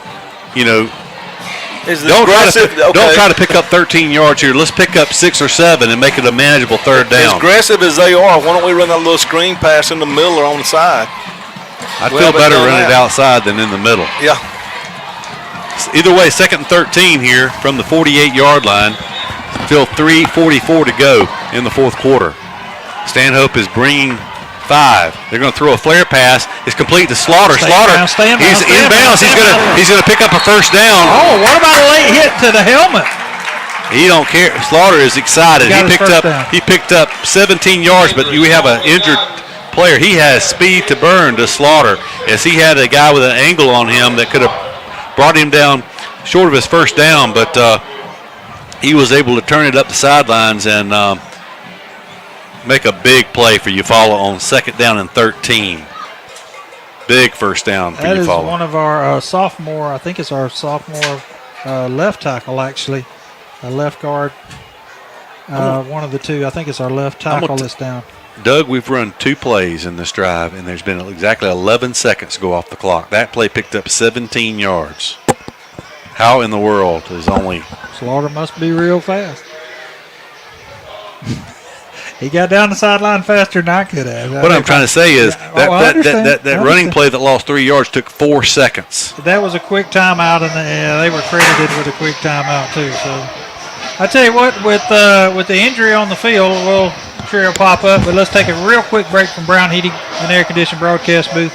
Well, nope, let's hold it here because as soon as I told you he would pop up, and the good news is he's fine. He's want to go back in the game. He don't realize he's got to come out for a play. But he is fine running off the field under his own power. A lot of things happen in that line of scrimmage sometimes, Charles. He could have wind knocked out of him or anything. And number 15 is back in the game limping for the Tigers. They went out earlier than Pugh at wide receiver.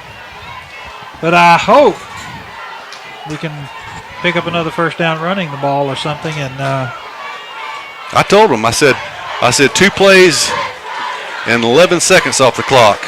A 3-yard loss and a 17-yard gain and 11 seconds ran off the clock. Don't forget to run the clock now.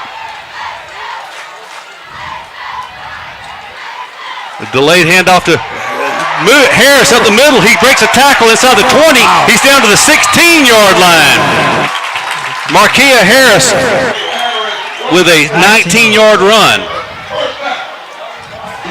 19-yard run from Harris. And Doug, when they're looking for the run, that was just an excellent job by the Tiger offensive line. And a little delay to Harris. He kind of waited on the block to develop, and then he sprinted through the hole. Big run by Harris there, and the Tigers. We'll let some clock run now, too. But I'll tell you something I think the coaches picked up on. When Stanhope would come up in that blitz, they weren't running any crosses. It seems like every time they blitzed out, they're just running straight all-out blitz at you. When they were running that 5-man front, they were running some crosses. Maybe the coaches picked up on that and found a seam that they could split on that blitz. 2:55 on the clock. And they jumped in the neutral zone. That'll be a 5-yard penalty on Stanhope. And start the clock again. Right. Because it was on the defensive side. Doug, you wasn't with us last year, but there's one thing that Keith and I both were hoping that we killed some clock, which we did not do like we're doing tonight. Great coaching job. Run some more clock, but a touchdown here would make it a 2-score game with an extra point. It would make it a 2-point. We first guessed that. We didn't second guess it, Charles. We were first guessing that while it was happening, that we just really didn't use the clock effectively when we were in the same position on the field. We ended up kicking a field goal to take the lead. We were tied at 17 in that game, and the Tigers kind of stalled out on the drive and kicked the field goal. Here they lead by 2. A touchdown would be huge. 1st and 5 from the 12-yard line. They hand it off to Harris. Harris going to lower his head, taking inside the 10 to the 8-yard line. It was from the 11, actually. It was a 3-yard gain on that play. Well, the thing about it is they call a timeout. With that 5-yard penalty, well, they're going to say 2nd and 3. They only gave him 2 yards on there, but that makes it awful tough. If we can pick up a first down, that pretty much winds it up. It basically made it 1st and 5, and they got to stop us. They have one timeout remaining, I think. I think one timeout remaining. They're not on the scoreboard tonight for some reason. They do not have the timeouts on the scoreboard, but I know they've called 2 on this possession. So 2 timeouts on this possession. That would only leave them with 1 at the maximum. So the ball sits just touching. The nose of the ball just touches the 8-yard line. It looks like the first down marker is right at the 6, or maybe just inside the 6. Probably about 7 feet or so for a Tiger first down. If you Coach Jernigan and Coach Cornegay, what are you telling the offense here besides hold on to the ball with both hands? No penalties. Oh, yeah. Play smart. No penalties. They're going to try to get us to jump. So there are 2 minutes and 11 seconds left on the clock. The ball sits just touching the 8-yard line of Stanhope Elmore, with Eufaula leading 16-14. So Copeland Cotton, the senior quarterback, has senior running back Markia Harris behind him. 4 wide receivers, 3 to the left, 1 to the right, and Stanhope Elmore jumps. And Doug, I don't know which one it was, but that'll give them a first down. Right can we kneel on the ball and win the game? Should be able to at that with 1 timeout, 2 minutes and 11 seconds. The clock will start back when they set it into play here, and it'll be a 25-second play clock after a penalty. But the clock wasn't running there. It was following a Stanhope timeout, so the clock will not run until after the snap. So it'll be 40 seconds. It's 1st and goal now for the Tigers from the 3-yard line, basically from the point after touchdown line, 3-yard line. Shotgun formation. Cotton's going to call for the snap. He'll take it. He hands it to Harris. No, he keeps it. He keeps it. He fooled the Mustangs on first down. That's the perfect time to run that play. Touchdown, Tigers. The Tigers lead by a new score of 22-14 with 2 minutes exactly to go. That's the only thing. You score now. There's 2 minutes left. Yeah, stranger things have happened in this series, but and every point's important, so we need to put this extra point through and make it a 9-point game, because 2 minutes is a lot of time if they score, onside kick, stranger things have happened. They only have 1 timeout, is that correct? That's right. Yes, left. Wingate is in for the extra point. There's a snap, the kick is blocked. We just can't get it off. I don't know. Yeah, so Doug, that leaves a touchdown 2-point conversion. I know. That's not a good thing in this game. You could have just taken a knee and ran this game out. But with the score, if you make that extra point, you feel better about it. But absolutely. But we've already missed one, had one blocked. You got to, he's much improved over last year. But we're definitely not real strong in the extra point game. But there again, I know you want to score. I know, but if you take a knee with just over 2 minutes and a 40-second clock, Well, let's do the math. That's 131 seconds. Okay, 40. 2 minutes and 11. They can stop at one time. So 40. Yeah. So anyway. All right, we get to see this. Show a quick shot of the front line on their kickoff return. I'm just telling you, folks, that's not legal. You have to be within 5 yards of the 50. Doug, I don't think we could have run it out. 40, 130, they could have stopped it once. So we had to run a 4th down play. But we could have run it down to just about nothing. So Wingate going to kick off for the Tigers. He pooches it. It's going to come down at the 28-yard line, a very short kick. And Tigers going to tackle him at the 34-yard line with 1:55 to go in the game. That's more time than they had last year, isn't it? Oh, they had, I want to say it was right around, 42 seconds.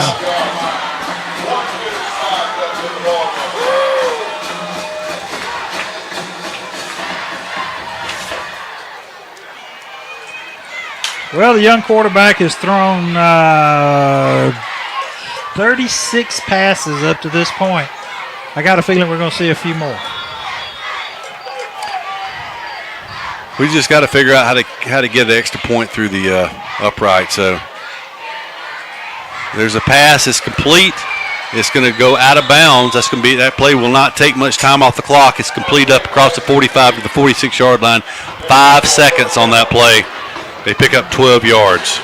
Well, they're putting their number 1 receiver out there on that far side, and they're just throwing it out to him. Again, the opposite side away from Yanze Pierre. Every time they run it to his side, it doesn't work. And they're lined up in the exact same situation. 5 receivers, empty backfield. They're going to throw it. It's complete again. This time they're going to tackle him inbounds. So that keeps the clock rolling. 1:42 and counting is a large yard loss on that completion. Good play by the defensive back that time, coming up and making the tackle. So 2nd down 11. You just got to watch for them pumping that and sending somebody deep. Oh, absolutely. 2 receivers right, 1 to the left. 3 to the left, but motion back to the right now. Quarterback's going to look. He's going to throw a slant behind his receiver. It's incomplete. It's going to be 3rd and 11.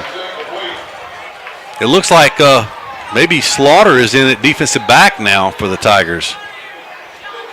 Clock stopped with 1:18. No, it's I believe it's number 5 for the Tigers, Javarius Washington. They're throwing a little bit of everything at them because they spread it out with wide receivers. That time they tried to go over the middle. Watch for the dump to the back here somewhere as we're really spread out. They have a back in the game now. He is going to slip out. There They do throw it. They overthrows him, though. It was pressure by Pierre in the quarterback's face. Forced that overthrow. They had set it up. It would have been a 1st down if they could have completed it unless the running back fell down. 4th and 11 now after back-to-back incompletions. They take their last time out. I'll tell you what, we'll just keep it right here. 1:13. The game. I guess our coaches saw that too. We had a wholesale rush there. Thank goodness he overthrew that to the back as they had a few blockers out there. But 4th and 11, they picked up some clutch 1st downs in other places tonight. But it seems to be that if we can get pressure on him, especially in a 4th and 11 situation, if we can get some pressure and don't allow him to pick which receiver. He's pretty much got to say at the line of scrimmage, if we put a lot of pressure on him, he's got to say, I'm going to my number 1 guy and air it up. I've been impressed with him tonight. He is a sophomore starting the first. They played last week. This is his second game. But he does tend to look the side immediately when he gets the ball. He's looking the direction he's going to go with it. He doesn't look off anybody. I'm going to remind Jarrell of this. This kid's got 2 more years. There's been a couple of times tonight he missed that big throw over the middle a minute ago and knew it as soon as he did it. And he had receivers behind us earlier in this game and just didn't get the timing right. He's going to be a very good quarterback. Oh, he's got a good arm but pressure. This is a good place for Yanze.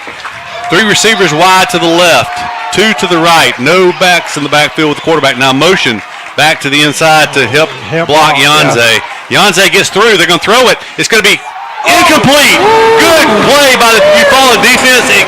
They were fighting with the receiver. The ball hit the receiver's hands. It tipped up in the air. It fell incomplete. The Tigers will take over at the 45-yard line, leading by 8 with 1:07 to go. No timeouts for Stanhope Elmore. Doug, Charles, the Tigers are going to escape with the first victory of the season. I hope we either go real deep safety with a back or go up under center. But give Stanhope credit. The quarterback put it in his hands. The receiver had it in his hands, but 3 Tigers was putting the pressure on him, and a good hit slapped it away. He was unable to hold on to it. So 22-14. They're going to go Tigers shotgun. Lose. It's okay as long as we put that back way back there like he is. Cotton's going to take it and take a knee. No need to dance around, just go down. Well, take a knee. It's as long as you can snap it to him, we're fine. That's a 5-yard loss, but it keeps that clock rolling. Coach I don't think Coach Jernigan cares anything about stats at this point. Great way to start a career. A good win, too. It's not against the weak sisters of the poor. It's blind sisters of the poor, whatever you want to call it. It's against Stanhope Elmore. A game that's always a competitive game between these two, and it's a great victory. 15 seconds on the play clock, 35 on the game clock. Don't go ahead and snap it too early here, because if disaster, you want to leave as little time as possible. 8-7, they're doing right. Takes the knee, that's it. Yep, that'll be it. Tigers will get the victory. So congratulations. Here comes, they're trying to get the water bucket.